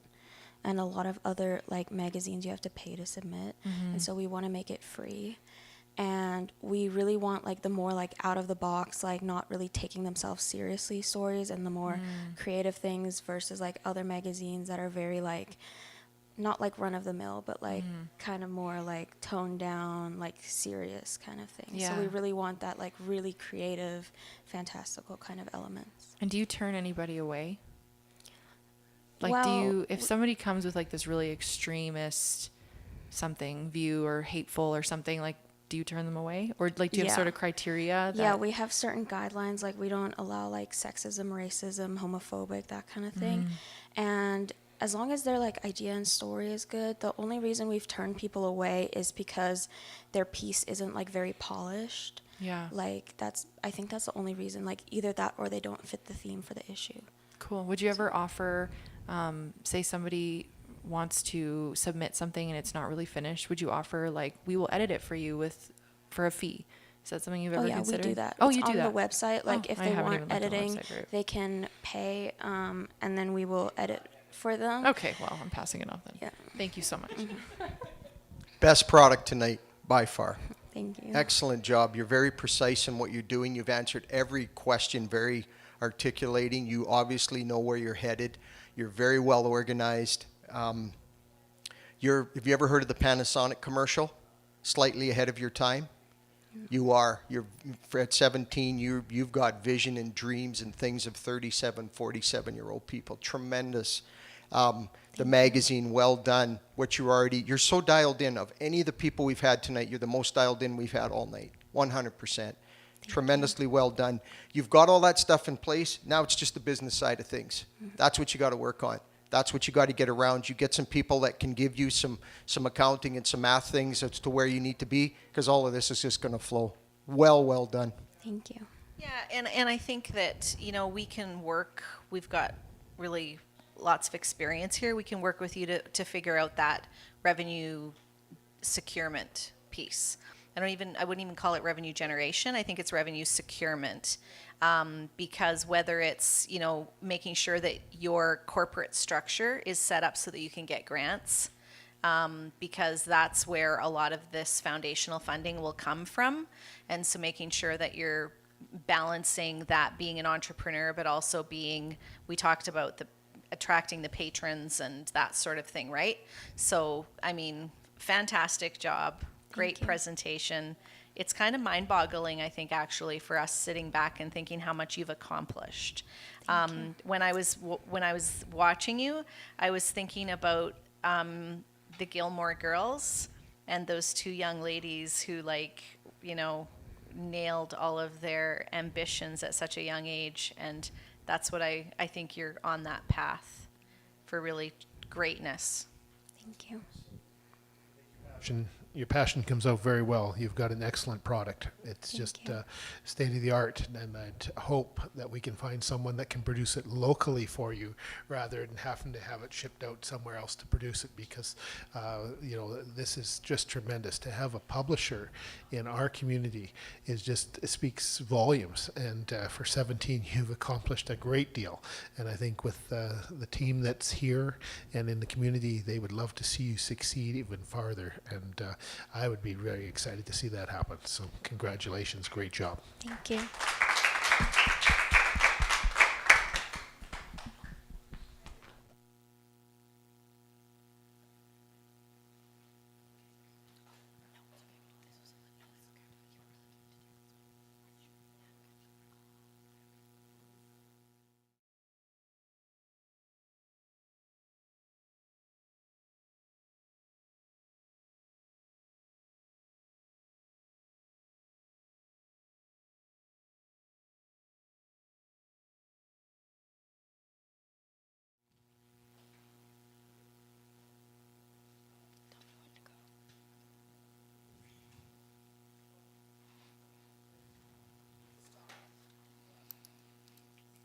Our final cub in the 16 to 18 category is Olivia. Olivia is here to share her passion for helping the community through her nonprofit Project PJ by Olivia. Olivia, you will have 2 minutes for your pitch with a 30-second warning and 6 minutes for judges' questions. Whenever you're ready, you may start. Okay, thank you. So, what do you think of when you think of comfort? Do you think of your house? Family? Oh, sorry. A hug? Or maybe you think of a pair of PJs. Now, think of a kid that's in the hospital. You're getting tests taken, blood being drawn. You can see the back of their underwear from the pajamas. They're disgusting. Now, this is the image that led me to my passion, Project PJ by Olivia. I started this when I was 11, and my goal was to collect 100 PJs to go to the Stollery Children's Hospital. I came up with this idea because my friend Brooke's little sister had cancer, and I said to my mom, I feel like I'm not doing enough to change the world. She was shocked. She said, trust me, you have time. But what do you have in mind? I was like, well, I can't cure cancer, so maybe I could put some smiles on some family and some kids' faces. So I started with my goal of 100 PJs, collecting and donating them to the Stollery Children's Hospital. Now, 8 years later, and I've collected and donated over 10,000 pairs of PJs. That's almost $200,000. And I plan to continue through university. I've only been able to do this because of the community's help, and everybody's help here in the room are huge supporters. Now, with this money, it could help me a lot with gas, traveling back and forth to Edmonton, storage for PJs, and even promoting Project PJ by Olivia. I have experienced some amazing, amazing things within the community and helping others. And I've just been so blessed. So, yeah, that's my pitch.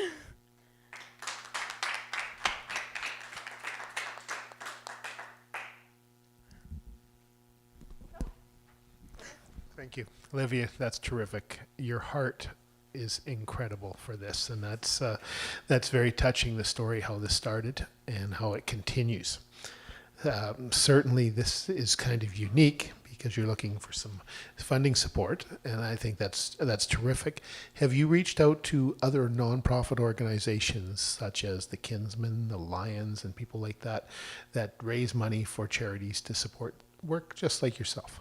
I've been in touch with like Change for Children and the Baby Project through like school communities. Yeah. Okay. I think there's some local organizations that might certainly consider this. And I just know a few of the organizations, and I know they do work internationally and all sorts of things. And I think pitching to the local Rotary clubs would be a great place to start, because, I know they support the organization. I believe they've bought PJs and those donations. So certainly I think it's a terrific, and this is humanitarian to the nth degree. So thank you so much. No, thank you. I have talked to Rotary before, and I would like to mention I actually got these PJs when I was in the hospital from my own project, so I thought it was suited to wear them tonight. Very good. Yeah. Very good. I'll turn it over to you, Wendy. Great job. Your legacy has already been going on in the community.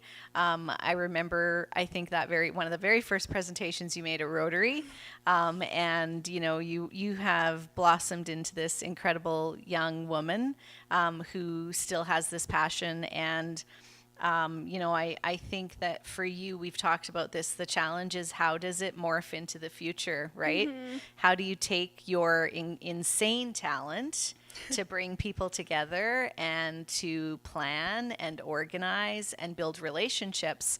And what does that look like for your project? And so, I know that you've got lots of time to figure this out. I don't have any questions for you. I only have accolades. So I'll turn it over. Thank you. I'm kind of in the same position there. Best request of the night, just what you're doing already, about what you want to do with it and being very practical about that.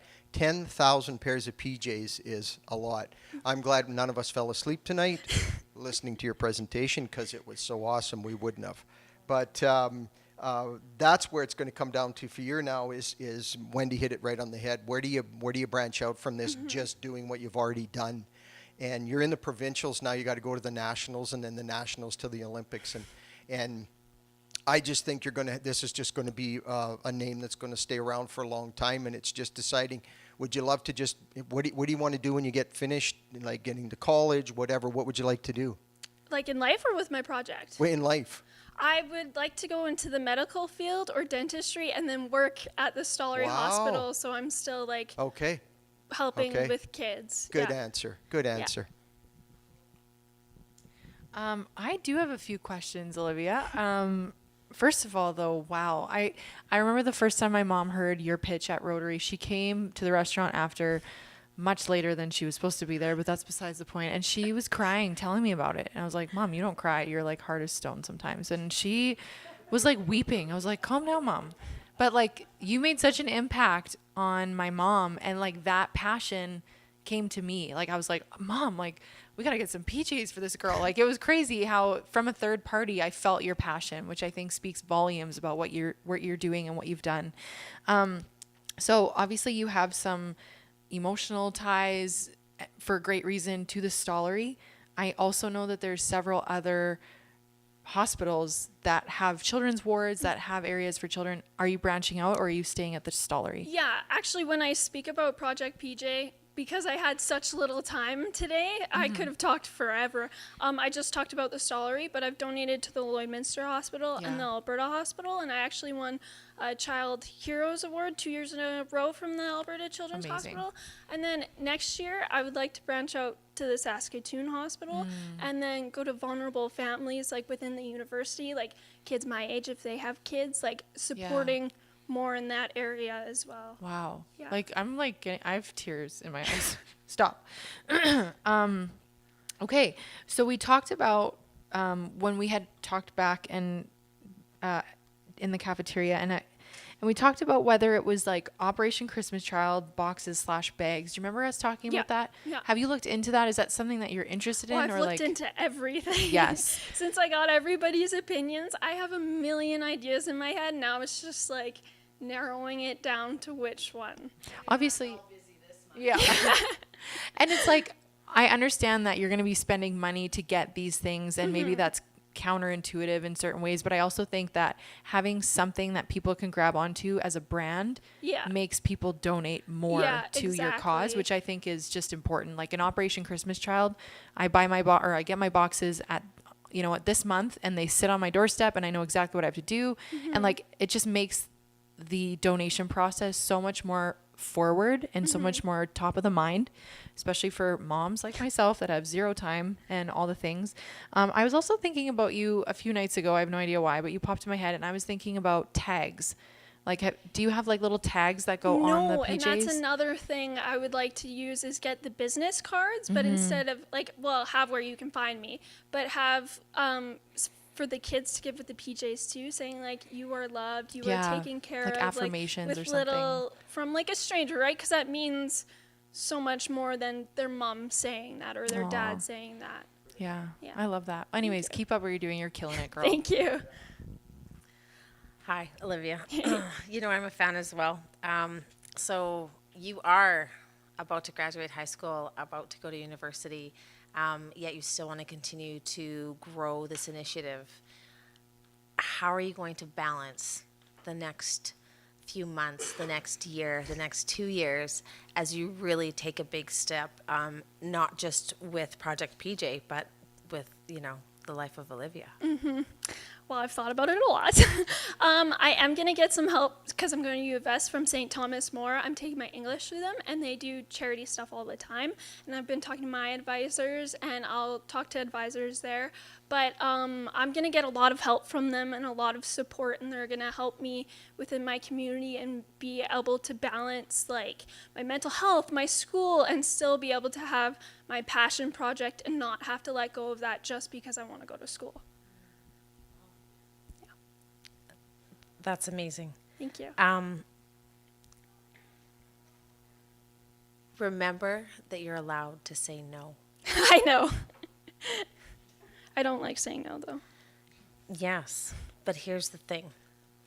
As you take this next step, there's going to be a lot of things coming at you from different directions. And like any business owner, right, that's going to face a lot of challenges and adversity. Yeah. What you, I will say, lack at this time is sometimes maybe the wisdom and the experience to take things for what they are, and to be able to take that and move forward constructively, or knowing when to say no, and knowing where you need to go.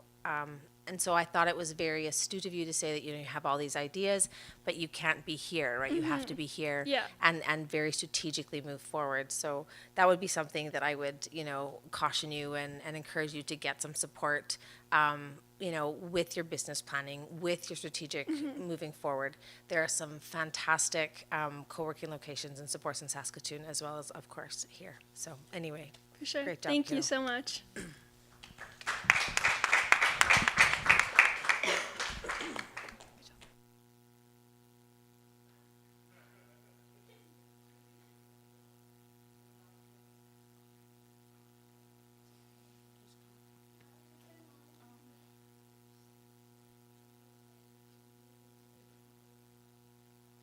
We will be right back as the judges deliberate.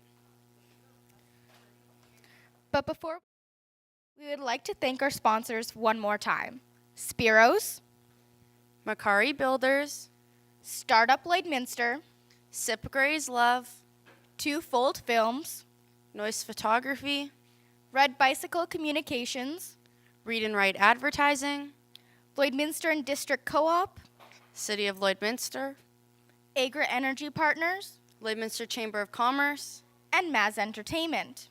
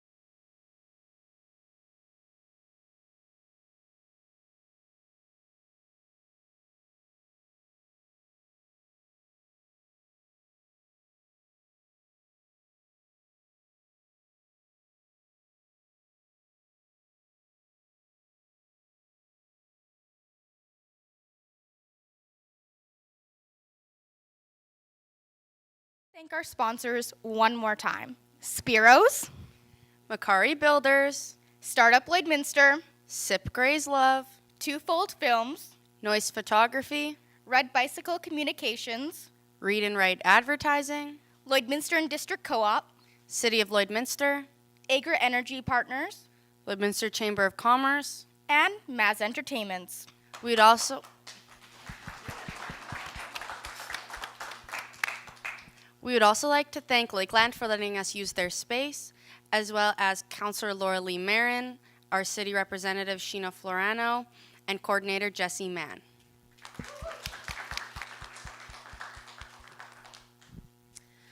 So I'm going to just start with a few comments. We are in awe of the four of you, and the entrepreneurial spirit that you all have demonstrated tonight is amazing. We have no doubt that the four of you are going to be ridiculously successful in whatever venture you decide to go down. And you are polished beyond your age. You are all have the confidence and are well spoken, and just thank you so much, because this gives us all this is why we do what we do on a daily basis, and the future's in good hands. And just thank you guys. Like, this has been an incredible experience for us, and yeah, good job. Awesome, you guys. It warms my heart. This is, I tell Wendy and the ladies here all the time, this is the stuff that I just absolutely love doing, and I hope that they'll hear more from me in this next year. We're celebrating our 25th anniversary at Titus, and this is just the 100% stuff I love doing. There's schools out there called entrepreneurial schools. That's all they do. They don't, it's not about getting a degree. It's just about creating people, helping people create their entrepreneurship stuff. So here are our winners for tonight. And congratulations to all of you, by the way. And we have our top two winners.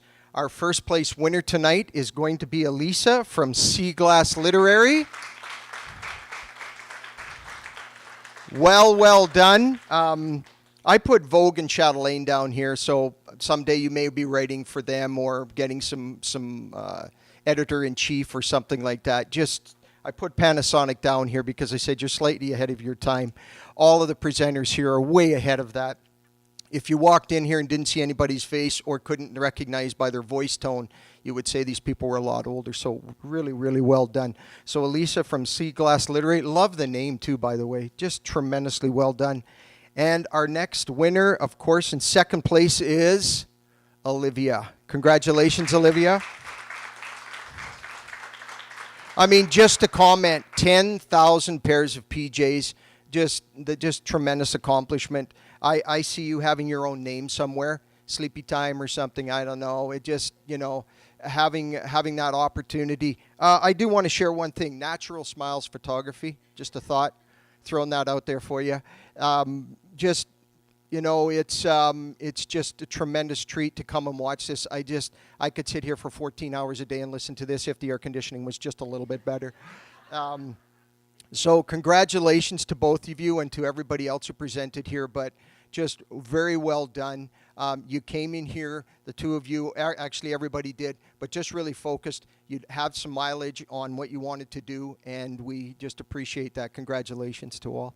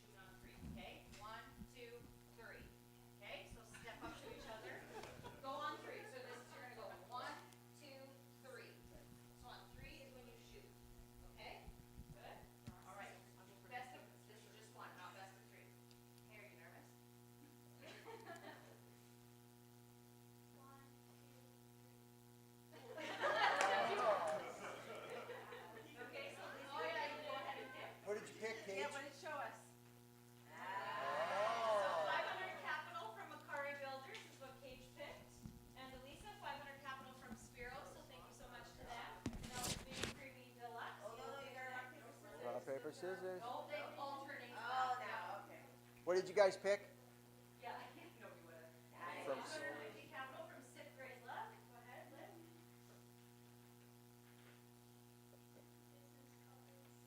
Oh!